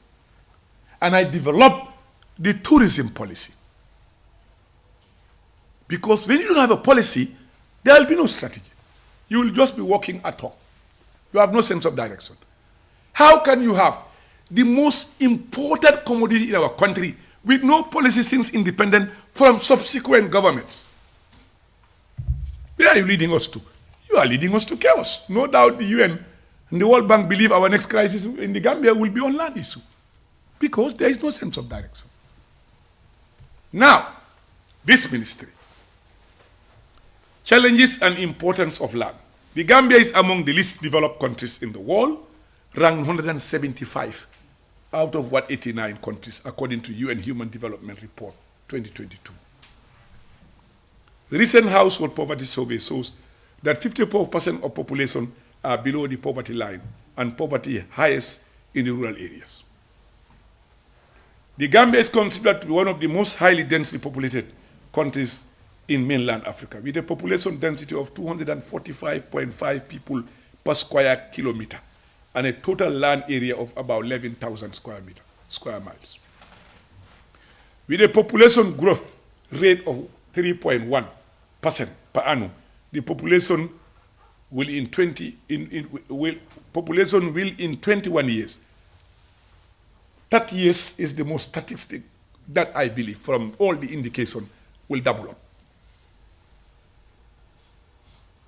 It has one of the fastest urbanization rates in sub-Saharan Africa, accounting for almost 58% of the country's total population. That we hope that the provision of electricity and water, what this government is doing, and road network will reverse that. We cannot all live in the combos. It has made the combos very expensive. Once we have the Barra Banjul Bridge, I can live in my village and drive to work every day. Because we've seen people in Europe driving 200-300 kilometers to come to work.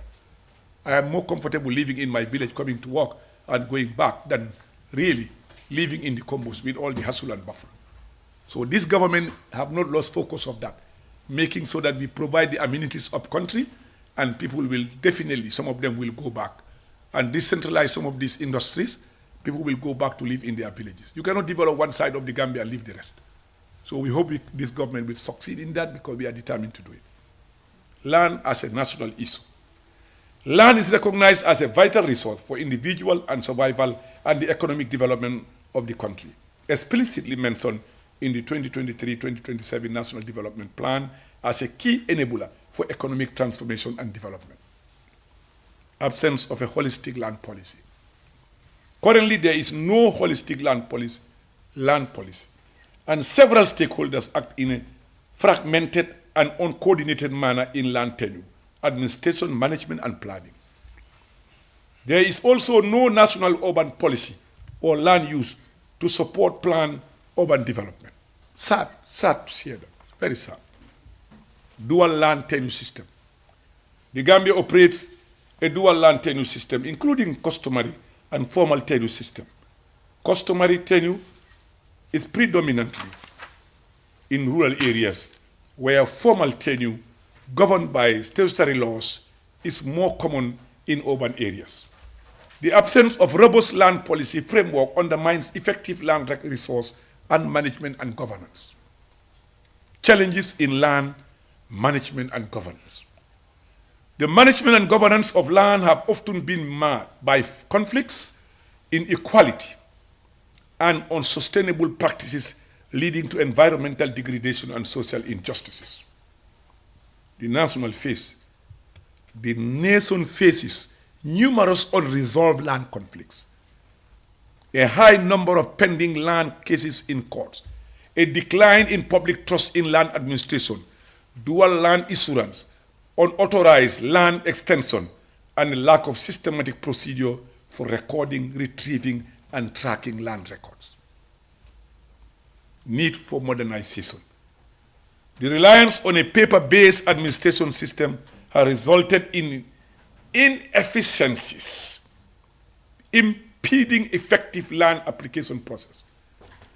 There is a pressing need to modernize and streamline procedures to enhance efficiency and responsiveness. Additionally, the deficiency in cadastral mapping further compounds challenges, as accurate and updated cadastral maps are essential for delineating property boundaries, facilitating land transaction, and ensuring equitable land distribution. Ministerial initiative to address the above challenges, including formation of an integrated land policy. Under the leadership of His Excellency President Adama Barrow, the government is committed to land sector reform. With the World Bank support, the Ministry of Lands, Regional Government and Religious Affairs is formulating the first ever integrated land policy. Beside the people, the greatest national resource of a country is the land, which is infinite, while there is growing demand for it for several uses.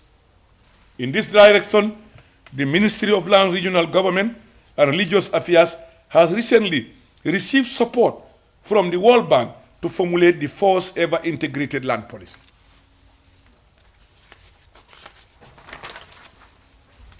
The policy formulation has begun, and currently 2 consultants, national and international, are already employed to support the process with the ministry and other national stakeholders. A roadmap leading to the finalization of the policy is developed with the participation of all national stakeholders, and the multi-sectoral technical committee are formed and work has already begun there. The 4 thematic working groups have commenced producing their inputs as per given guidelines. The formulation process will be guided by an intensive participatory process involving all stakeholders, leaving nobody behind, bearing in mind that the diversity of the land sectors. The consultation plans have already been prepared, which involve central, district, and sectorial levels. Consultation will be done with special groups such as women, youths, people living with disability, private sector, NGOs, SEOs, National Assembly Select Committee on Land Matters. of formal and non-formal media will be adopted to get everybody on board on the formulation of the national land policy that we all own. Special effort will be taken to ensure diaspora participation in the policy formulation in order to further enrich the national discourse, views, and voices on the land. The policy formulation involved extensive stakeholder participation and focuses on the following: formulating an inclusive, gender-sensitive national land policy. Number 2, conducting systematic demarcation and land registration. Number 3, establishing a digital land information system. Number 4, formulating a land use plan. Establishing to standardize land management processes and procedures at regional and national level. Of recent, we have realized that the process and issuance of land demarcation procedure varied from one region to another, even at the national level. In our drive to address such mayhem, we have received support from the UNDP and will soon embark on a standardization of the land management process and procedure, thereby ensuring uniformity, conformity at all levels. It is our conviction that once such mechanisms are adequately put in place, it will help address some of the land challenges confronting us. The general public will be adequately sensitized on such mechanism, which will lay down standard processes and procedures to be adopted by alcalos and sefolos at all levels. Capacity building initiative. With World Bank support, the ministry hired an international consultant to conduct a capacity assessment and develop a capacity building plan for the land administration sector. The consultant thorough examination of the ministry's structures and processes. It assesses the entire structure, from the various departments under the ministry to municipality and area councils, district chiefs, and the relevant institutions that collaborate with the ministry, and highlights areas that require attention and resources. The capacity building plan proposed a comprehensive roadmap designed to develop and enhance the ministry's capabilities to meet its goal by improving skills and competence, strengthening its structures and processes, and ensuring sustainable development. Governance and decentralization. The policy and legal reforms. Pursuant to the ministry's vision to be the platform for effective and efficient local governments and services delivery, plans are on the way to undertake a comprehensive and inclusive policy review and update the decentralization framework and local authorities. Institutional policies, particularly the Local Government Act 2002 and the Gambia National Policy for Decentralization and Local Government Development, thanks to the meaningful and purposeful support from the United Nations Development Program. The Directorate of Lands and Decentralization will soon embark on key comprehensive review and thorough assessment of decentralization instrument and capacity needs of local government sectors. Given that this act have been amended several times, and in the line, the conduct and procedures of the regional administration and service delivery in consonance with the national policy and program, there can be no better time now to revisit the act. In line with these goals, the Directorate of Governance, with partners and donors, will review a consulting firm to be hired to lead the consultative process across the country with key stakeholders in order to sensitize them, but more importantly, to obtain their inputs and ensure ownership of the policy instrument.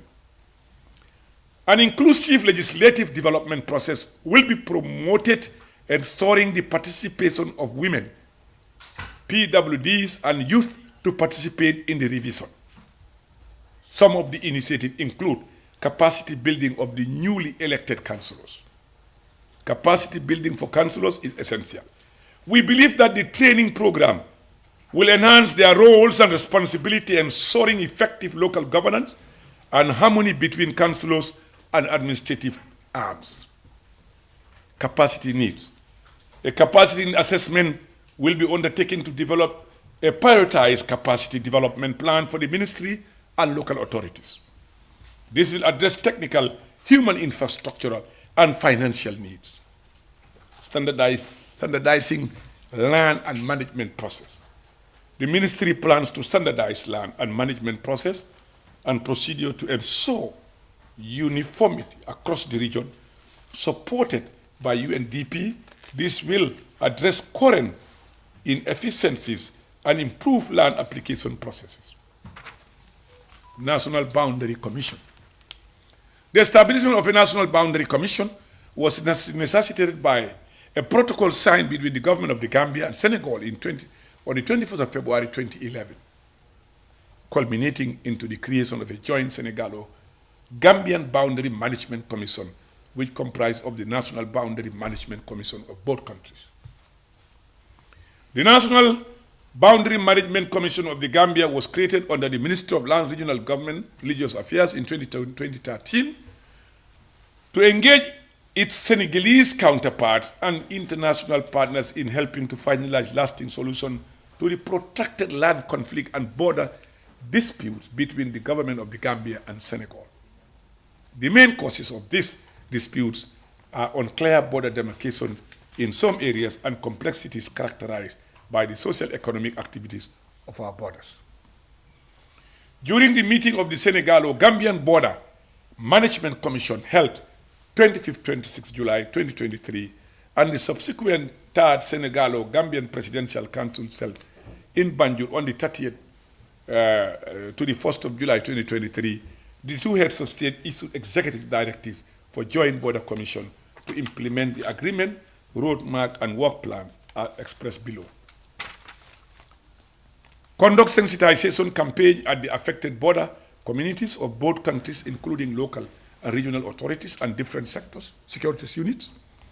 Conduct frequent and regular consultation meetings of the Commission to effectively implement the agreed work plan roadmap both in the Gambia and Senegal. Convene regular border commission meetings.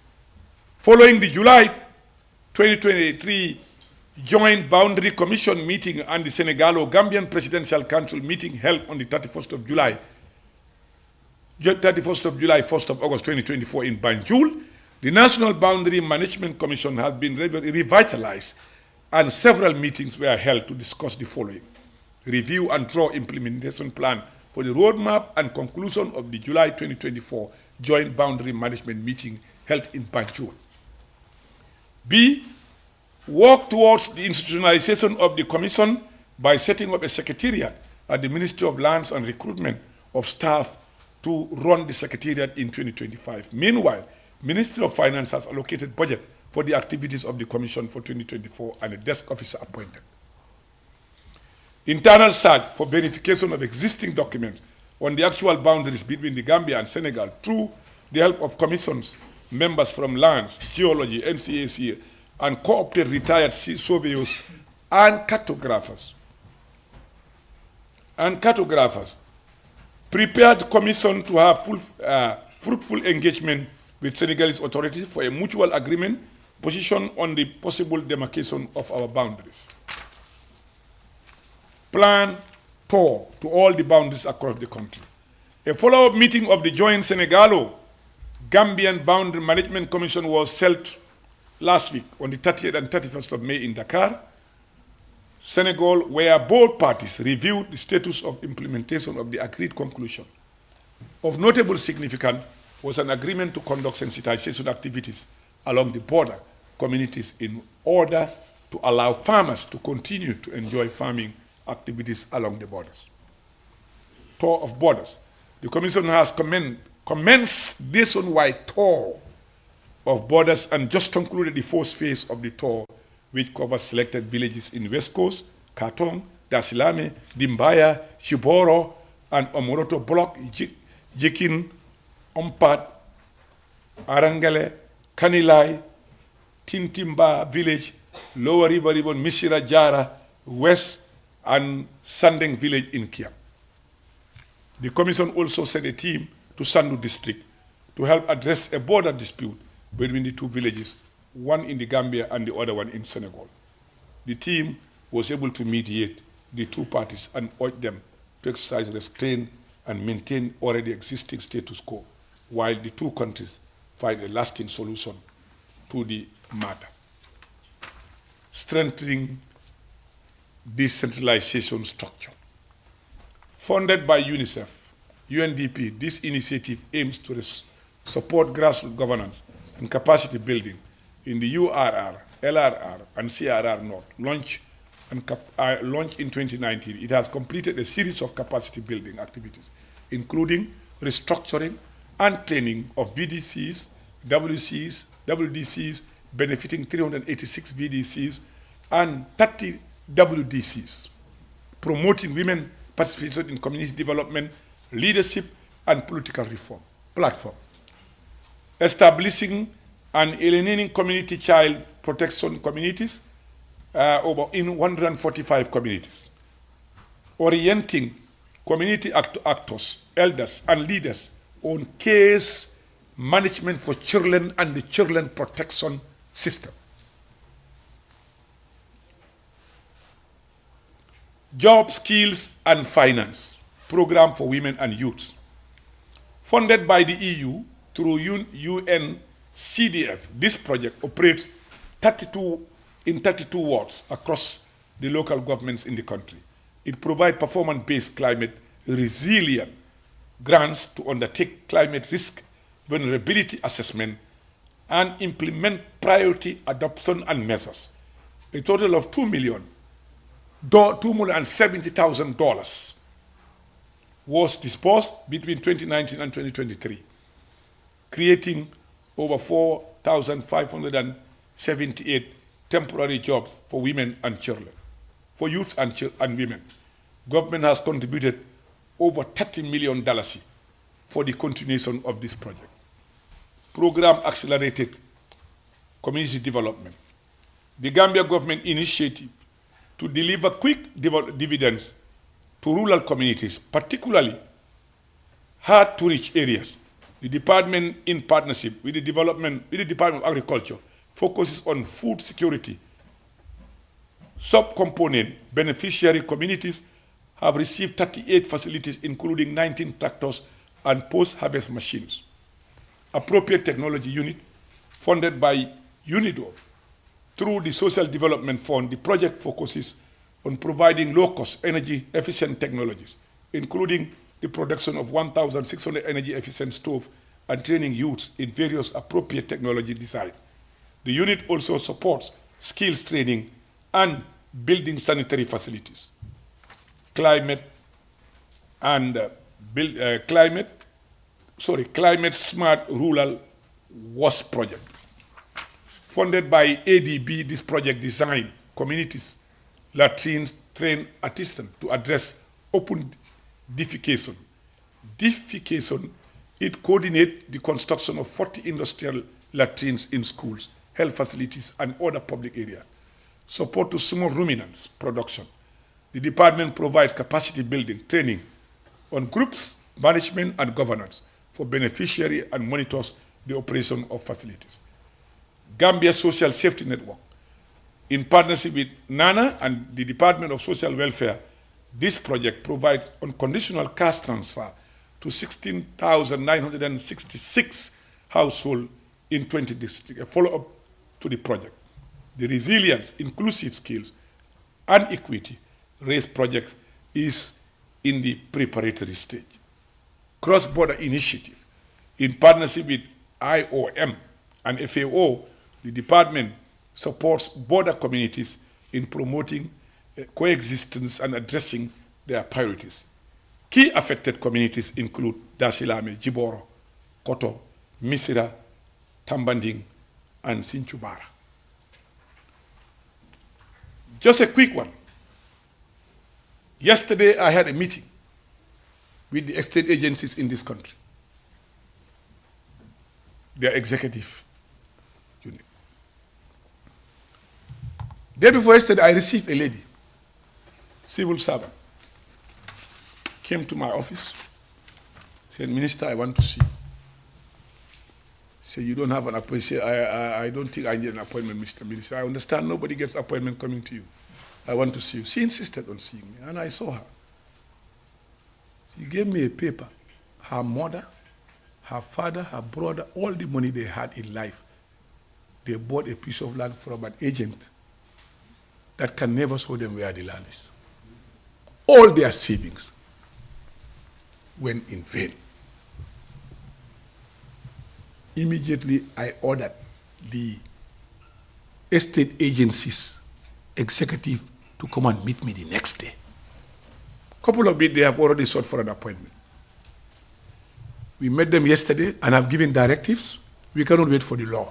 We'll put in regulation to regulate them. From Monday, they are starting to, I'm giving them 2 weeks to produce lead for them to be gazetted, and we will deal with them according to law. We cannot let that continue in this country. Scamming people, taking money, selling land that does not belong to you will end. And we have to ask a question. Let me tell you, why that when you steal a car, you go to sell it to Sankare. When Sankare is caught, you, the one who stole the car, and the one who bought it will be arrested and charged. Why, when someone sold you land that does not belong to you, him or her, you are never taken to court. Why in this country? Why? You rob people of their saving in their life, and then you go scot-free in the streets. Why those families continue to languish in poverty and dismay? That would end. And I've told them I want the regulation in 2 weeks. We'll gazette them and we'll reinforce them in court of law. They will be dealt with. Whilst we will, during our World Bank conference, I've seen what other countries have done. I've told them we will conduct a study, we'll send them for study to go, compare, and we try to establish a law in this country to protect the consumers at every level. Everybody comes up with an agency, starts scamming people. That has to end. There must be rule of law in a country. We cannot allow people to be breaking the law and get away with it. And let me tell you that. The sad story you will discover. 80% of all our cases in the courts are on land. Will you believe that? You know why? Everybody who has the car, I'm not referring to you, want to be in the land business as lawyers. And let me tell you, one of the biggest grabbers of land in this country count members of the legal fraternity #1. Let them, I'm saying this. Yeah, let them hear me. I mean, I'm saying what is in my heart here, what I've seen. And let me tell you the second thing. They will talk about human rights when somebody is arrested. They will insult the government. You are doing this human right violation. When our land is being robbed, they never utter a word about that. When our children and our land property is being robbed and taken by all other means and all other schemes, they never talk about the right to land. They only talk about right to freedom of speech when a journalist or somebody is arrested. But the people being robbed of their most important commodity, they will never talk about it. For small issue, they say go to court, because that's how they make the money. Yeah, it's a fact. We call them to join us in the formulation of this policy.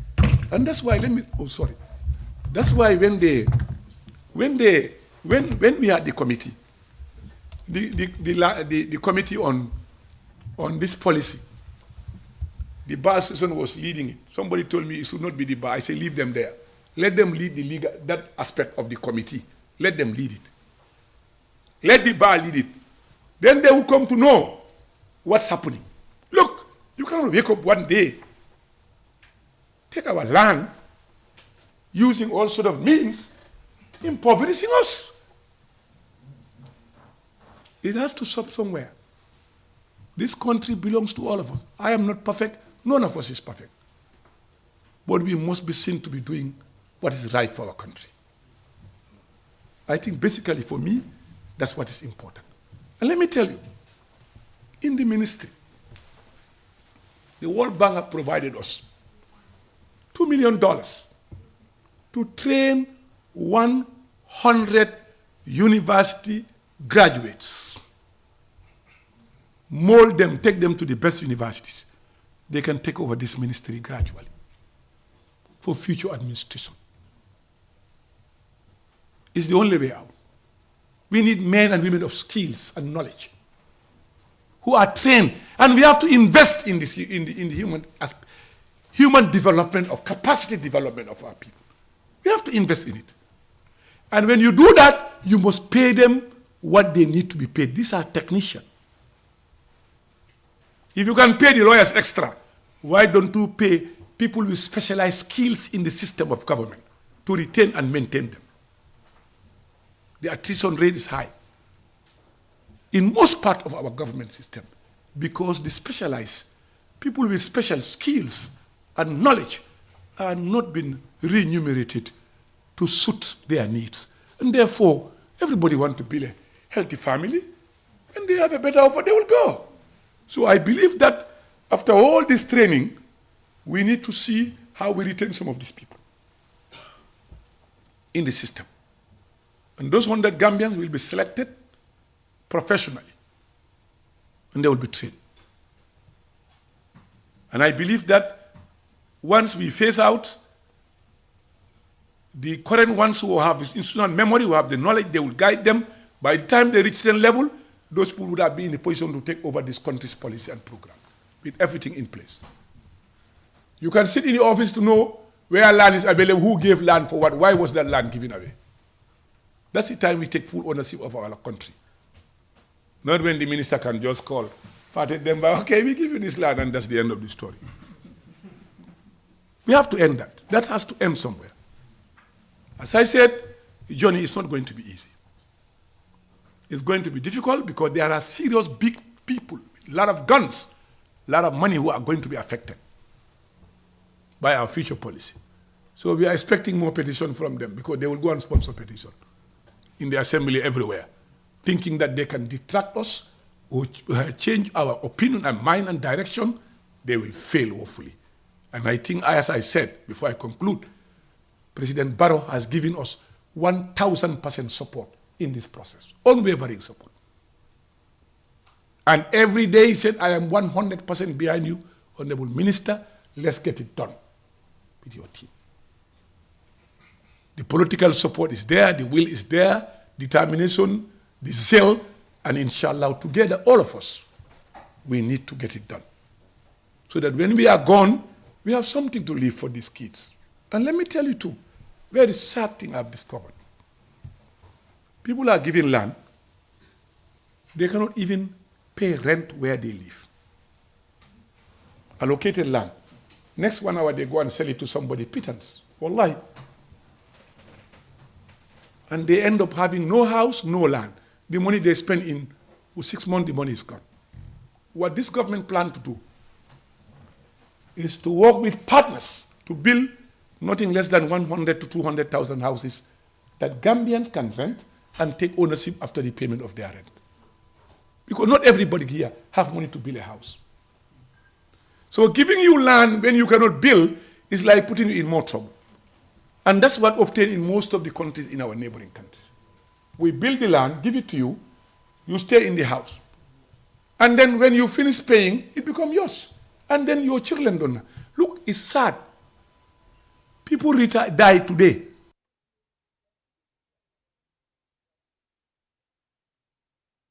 Every day, single parents come to you crying for this.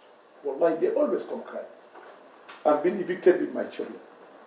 My husband abandoned me, went back there. My husband is dead. My husband just ran away from me because the husband cannot afford anymore to feed the family. If you have somewhere to stay, you can hustle what to eat.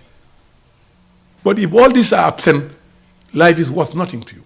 So as a government, we owe it to the people to initiate ideas and policies that will address this. And from today, I will tell you that the moratorium on land allocation is being lifted. And I will, but let me just tell you one thing.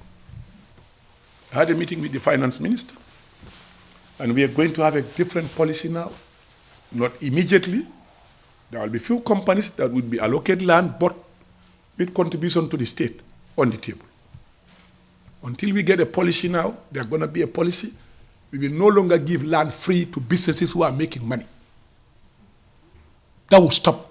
That's why Assembly will be involved, Minister of Finance, government, to come up with a policy, rules, that when you want land, we know how to get the land. We can tender the land with specialized agencies to make sure that this land is bought and the state gets the money to develop this country. That money can build us houses for the needy. But come, you are a business making money, we give you land, we get nothing out of it, and you are not even telling us the number of people you are employing. You go to other countries before you must tell them how many people you are employing first. That's number one criteria, before the rest of it comes. We review the entire process to make sure that we get value of our property for the states. And there is no amount of would stop them inducing people. If you know the amount of inducement we face every day, you will not believe it. But I think they are beginning to learn it's not business as usual anymore. It's not business as usual. They are beginning to learn. And that's why there will be a lot of insult and abuses, because they are so powerful. They thought with their guns they can shoot at anybody and get away with it. And we have to end that. It must end somewhere. As I said, I cannot do it alone. We all have to do it together. This is our country. And let me also ask people who take decision on matters of the state, please don't see this state as your enemy. Everybody who comes, there is a judgment against the state. Every issue, injunction against the state, as if the state is your enemy. Your children, your grandchildren are the owners of this state. If you know the amount of judgment they put against this government, if we are to pay next year, there will be no budget. Let those making decisions in institutions, courts, everywhere, understand that the state belongs to all of us. You hate Adam Barrow, anything government, bam. You don't like anything government, bam. That has to end.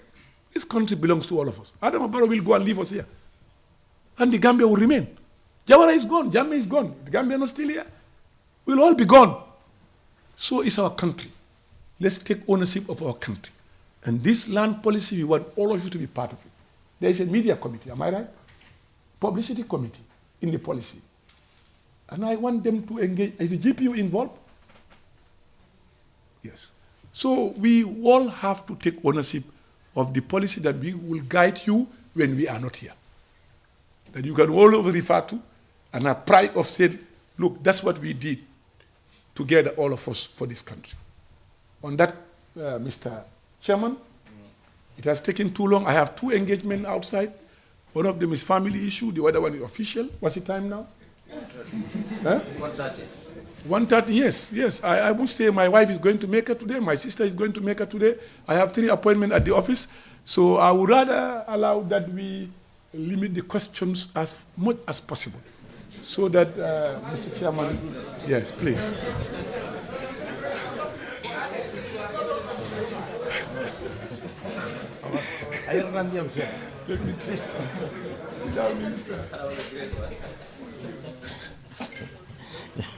Oh my. I call your name, you are not in. He writes very well. Yes. He writes well. I like his English. Yes.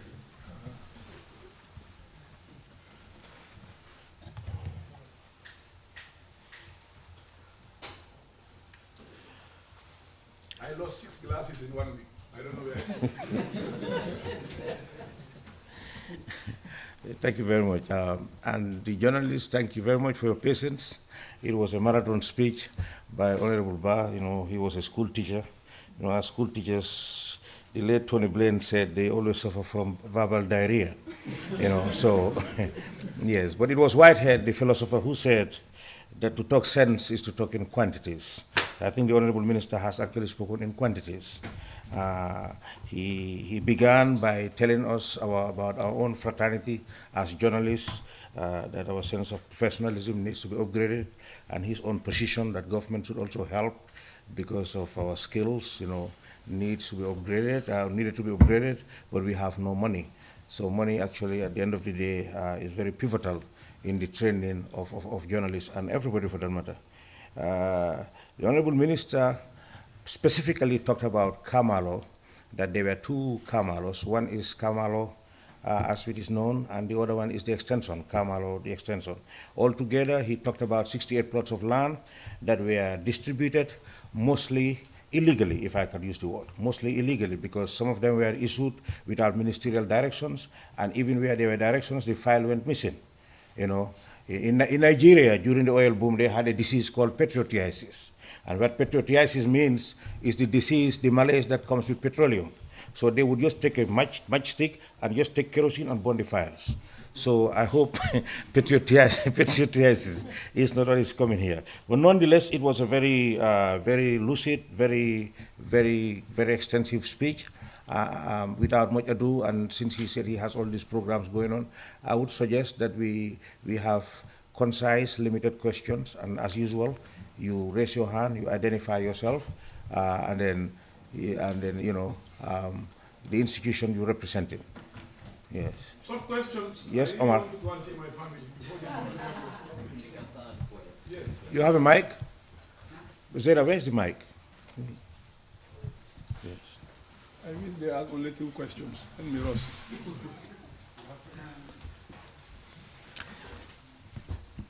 Thank you very much, Honorable Minister. Omar from the Standard newspaper. I have two questions. One on the report on Kamalo. I think it's a very extensive report, and the recommendations are great in terms of course, ensuring that there is transparency and accountability in the allocation of land. But what I haven't had is the issue of holding those who are responsible of those illegal allocation to account. Are you going to hold them to account, those who are responsible for those illegal allocations? The final question is with regards to the issue of land allegedly allocated to the president. One of the opposition leaders in the country alleged that the president is allocated a land for his retirement. He wants the president to explain that. But as the Minister of Lands, I want you to explain if you have any. Let me just come straight. So that we can save time. The last question, I'm going to give very appropriate response to my brother Usain Odabo. I'm working on the statistics and detail to give a special conference to respond to him as the Minister responsible for land. That will come soon, very soon indeed. So I'll give you that. And I'll make sure that Standard will be invited there. I don't speak on hearsay or untested generalization. I speak on facts, and I'll put the facts before the Gambian people. Next, the question you asked me is the most difficult question for me. Those who are found wanting, will they be dealt with by law? How will they be dealt with? Absolutely, they will be dealt with. But the process, how they will be dealt with, I cannot really specify that. I think this is a matter above me. It has to be a decision, a collective decision. A lot of other stakeholders who are involved. If you will see that there are other ministries that are involved in this process. They need to be dealt with. How and manner, I'm not yet, but they need to be dealt with to serve as a deterrent for tomorrow. I can guarantee you that something will be done. But how far, what measures, what strategy, really I cannot detail now. But then we will inform you subsequently. Thank you very much, sir. Yusuf Taylor. My question, sir, is that... Taylor, West Coast Radio. Ghana. I'm on many... Yeah, I listen to you sometimes. Okay. With so many misinformation of some of your things about it. I'll bring you on that. You can come and clarify. Of course. I listen to everything you people are saying. Please. And I laugh sometimes. Okay. Yes, go ahead. Laugh along with us. Go ahead. I'll go with my question. Yes, please. You did talk about that the director will be reprimanded of lands right? He's retired. Okay. However, you never talked about the minister. No? And the Minister is out of office. So, yes. But for it, I don't know. That's what I'm saying. Let me help you. Thank you. I cannot tell you exactly what extent, but there will be action done. Okay. Yes. All right. So then that's good. At least you're getting my questions. Yes. But you talked about land being allocated to media, right? Yes, selected media. Selected. Thank you. So Not everybody. So those media houses. How many media houses? I cannot tell you now. And is the Gambia Press Union a benefactor? The union has been trying. No, but the union have got it. They've got allocation. Has that been finalized? You mean a beneficiary? Yes. Are they included? Let me tell you, take it from my word that they will be part of it. Even if they are there, I will include them. Okay. Because I was helping them when I was not even a minister to get land. Go and ask them. They will tell you. Okay. I can assure you now, I'm minister, they will get. And my last question is about the missing document. Not only that one, there are a lot of missing files there. So many Kaitol Jama filter jail. So the missing document, when will we get to an end of this? Because of we are computerizing. We are computerizing. My question. Yes. This is why I'm asking, because of this government has had a plan to do digitalization since in the first NDP, which has even expired now. Yes. We have a new NDP. Yes. Now, you mentioned about the digitalization. Yes. When will this happen? Because if that happens, yes. Please give me a time frame. If that happens, then there will be no missing documents. Absolutely. Yes. Then the approval system will be able to follow. Faster. Yes. We have the file tracking system already been built. Mm-hmm. We have advanced in that. And the rest assured, digitalization is key. With the World Bank stresses, everybody stresses, there is no compromise about that. It will be done. Part of this policy. It will be done. Be rest assured of that. So this year or next year? April 2025. About that, next year. We believe that will be the first day we'll roll out the first draft of the policy. You have a mic? Thank you. Honorable Minister, at the start you said you were ready to answer a lot of questions, and now you change your mind. No, because I now realize I have a social responsibility too, with my family. I need working hours doesn't matter. I work out of working hours for government. You understand? I work till 7 o'clock and then my working hour is 4 and I work till 7. I receive the whole day receiving people and I do my job and they go home. Yes, so I need to go and see my family. The President of the Republic twice at the State of the Nation address has been talking about the real estate, that there is a bill. I did 2 stories to show that the President that there was no bill. There is no bill at the national. There is a bill. I cannot wait for a bill. I am taking decision. Listen, let me help you. Within the law, I have powers to make regulations, and those regulations can be enforced by law. The bill is being prepared. They are working on the bill. But it will take another 2-3 years before you get that bill. How can we continue to be suffering when we have another instrument to use while the bill is being prepared? The President is right. There is a bill in preparation. But we cannot wait for that. You have to be strategic in government in managing issues of state. Now that I have a power to put in regulation, to regulate them, I will use that while the bill will work on. Period. No, what I'm saying, the President is not right. The President is 100% right that there is a bill. I'm coming. He's right, there is a bill.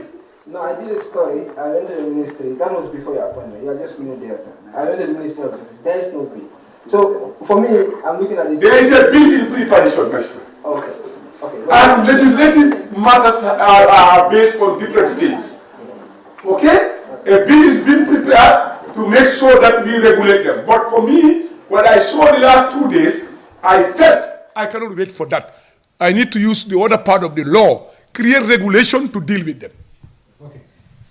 What does the government intend to do with the prime lands in Batakunku, Tanje, Saron, other places? I cannot tell you that. Now, I don't have all the details. It's happening. How about the land commission? There's a land commission that was established by this government. I'm looking at all those commissions. And it's a dormant. I am looking at all those commissions to get prominent committed Gambians to do that. And there are more investigations coming up. Seriously, sir. And I've already started consultation with prominent Gambians that I believe they are trusted. They will do us a good job. So what we take home here is full of a minister giving us a lot of promises. And No promises. Yeah, he gave everything you need here. No, that's not. I gave you facts here. No. The statement I gave you is not facts. Coming out of an inquiry, is that a promise? Recommendation I've mentioned to you, decision I've mentioned to you, is that a promise? I ask a question to you. Is that a promise? The facts that I gave you here. No. The facts I gave you, is that a promise? These are facts written by investigators who came out with recommendation. Who said it? Is that a promise? Thank you. Next question.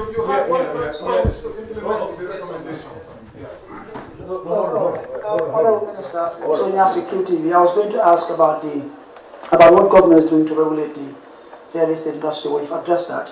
On Mandua, when will they get a new alcalo, sir? Very good question. I worked on it since even yesterday. You see, I believe in replacing alcalo. The whole family cannot be wrong. You know, you have lineage, inheritance. I want to respect that, because that's what is in the law. Consultations are ongoing. Even yesterday, I worked on it. And be rest assured that I want to make a correct decision on this matter, so that we don't make another mistake. The recommendation that the governor received was not very welcoming to me. You cannot bring me somebody who was there and removed, and you want to bring him back without telling me why he was removed. Are you with me?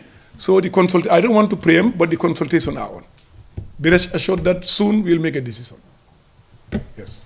Any other question? As a follow-up? Last one, I think. Any fresh question before the follow-up? You have a fresh question? No, I don't have a question. I just want to appeal to the Honorable Minister. What you have said here, I think, is very important. My name is Sidi Vikanye from Tranga FM. For us, we would like to have or appeal when we are discussing some of these issues. Appealing, we use the national language, because most of our listeners, what you have said here, if we want to translate all those to them, it will be very difficult. Though it's our job, but it will be very difficult. But if they can hear from Honorable Minister himself in the local language, I think it will help us a lot. If you know the pressure I'm going through today in life, you will never subject me.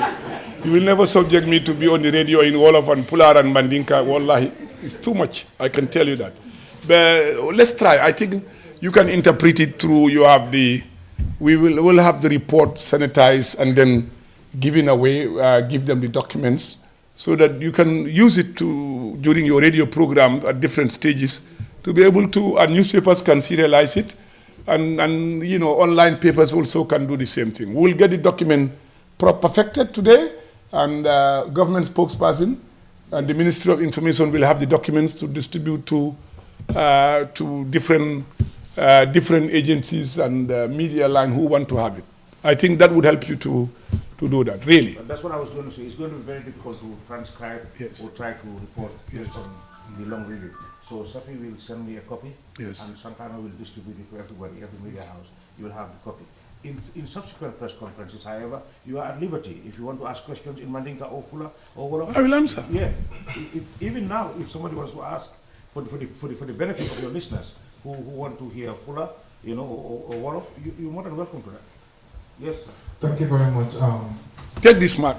Very magnanimous again, and I must say thank you. My last question on this, on your part, I do have some other questions if you guys will stay.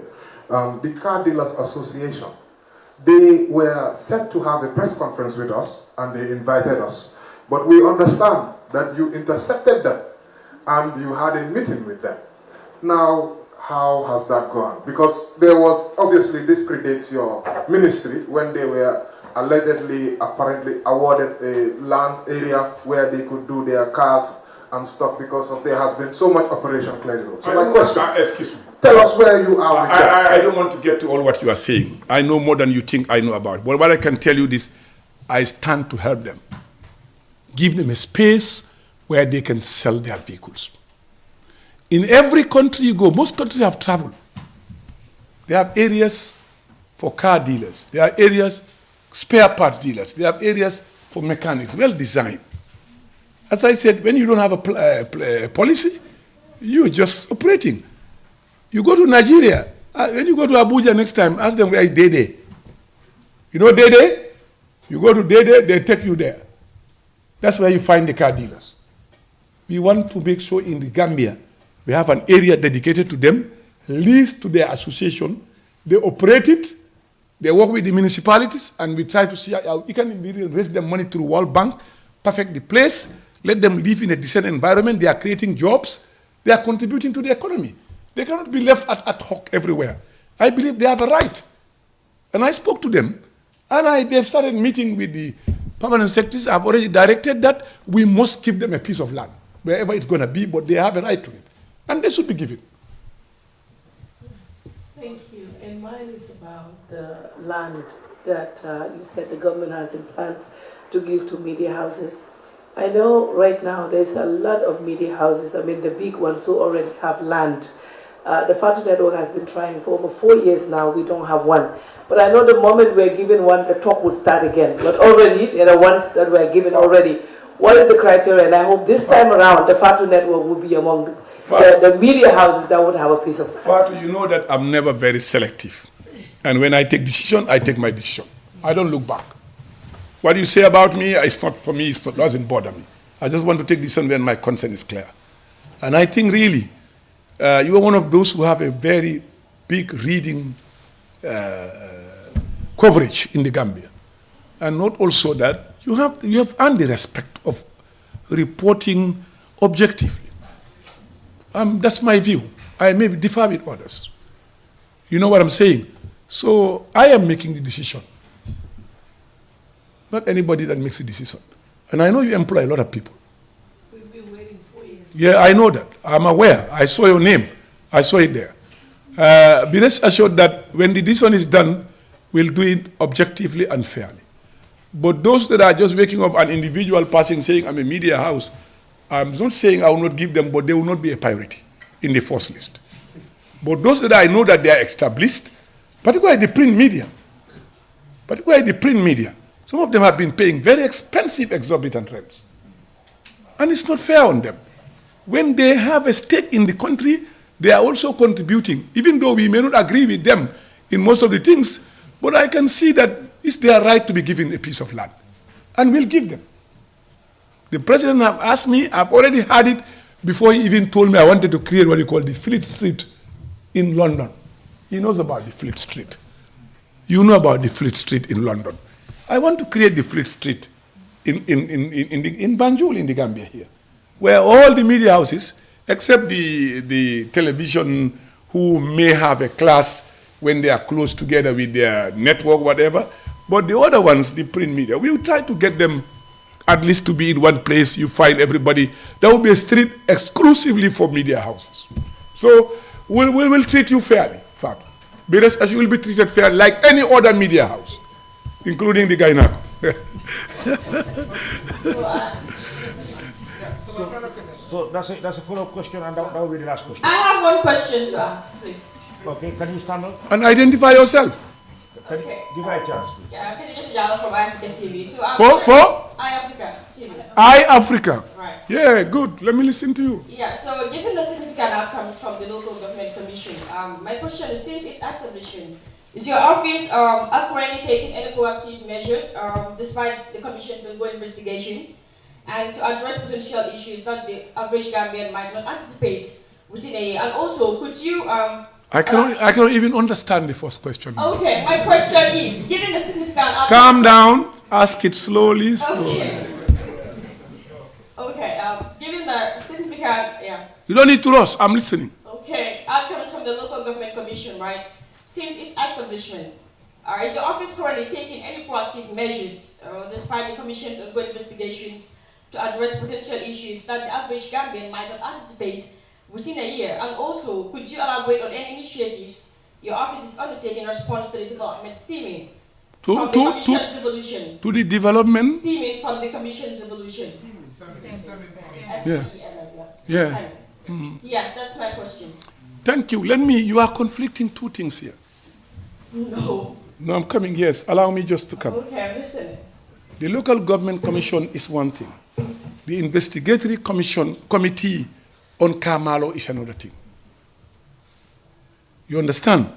So I have not gone into detail of what the local government commission have done.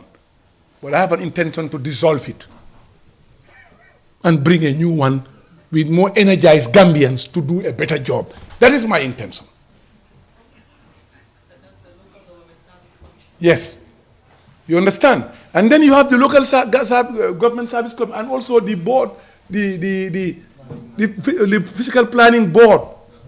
Yes. There are a lot of commission and boards that I need to deal with. But we are looking for prominent, committed Gambians who we can all trust to do this job for us. Honorable Minister, I think this lady is talking about the ongoing commission. Oh, you mean the council? Yes. We cannot comment on that until they present our report to us. They are investigating. And you are all hearing it. When we got the reports, we know what to do. They are based on their recommendation. Here we are accepting all the recommendations.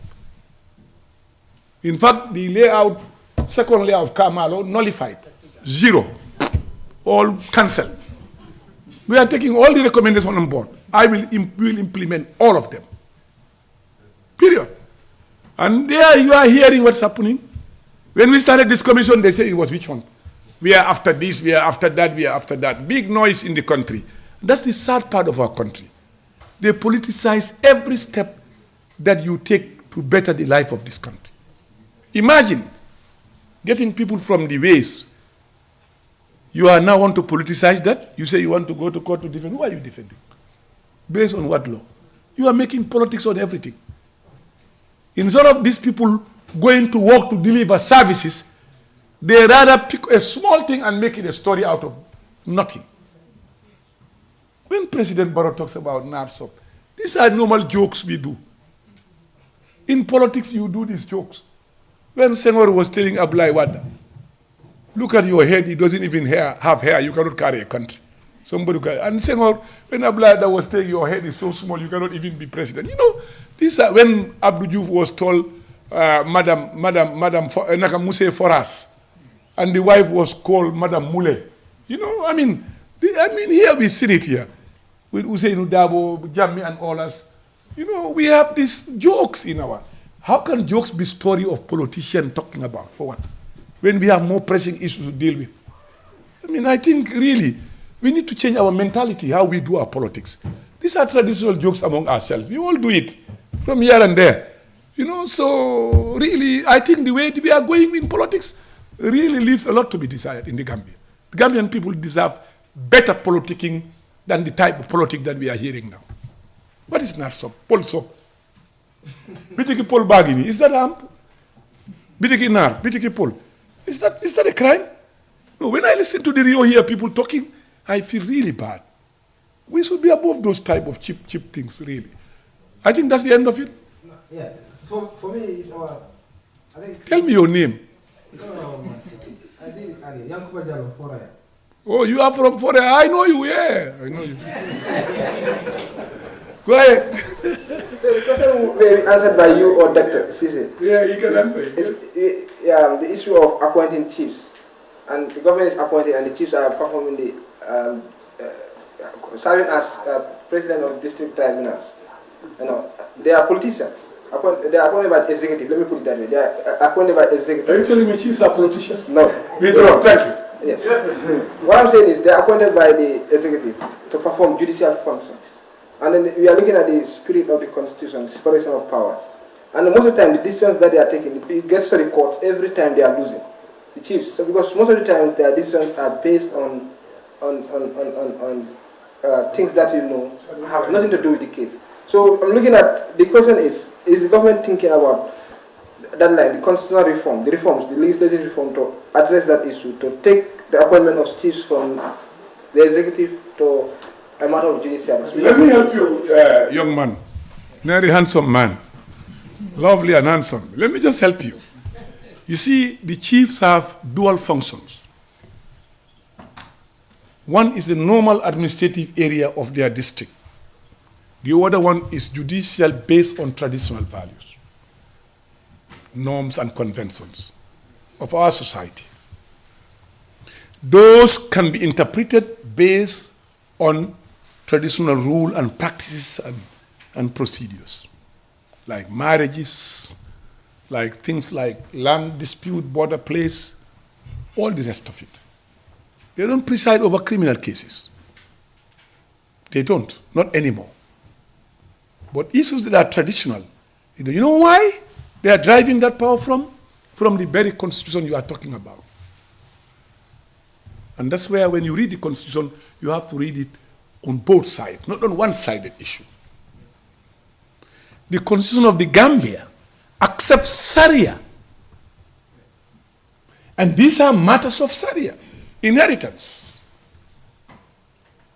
They can deal with matters of inheritance because your own constitution that you're talking about has recognized Sharia, have recognized Sharia courts. So why are you questioning their ability to adjudicate on matters of Sharia, marriages, inheritance? Yes, but these are inheritance. When you say inheritance, my father owned this land, you own this land, we said it's all inheritance. Your Sharia recognize that, and your constitution you talk about recognize Sharia. Minister, who appoints the High Court judges? The Supreme Court judges? The Supreme Court judges are appointed by the Judicial Service Commission, confirmed by the President. Exactly. So the President has to confirm the appointment. Even the judges that deal with the laws here. The Supreme Court judges, these judges, all of them, High Court judges, the Judicial Service Commission recommend appointment, and the President just confirm. See, when you are President, go and see the Constitution, it reads. He has a right to appoint anybody to perform any function he deemed fit as President of the Republic of the Gambia. It's a provision in the Constitution. You are not speaking to a novice in the Constitution. Huh? I think that brings us to Thank you, young man. of this press conference. Appreciate it. Can we hear you on ma? Acha mi water. Minister, please. Acha mi water.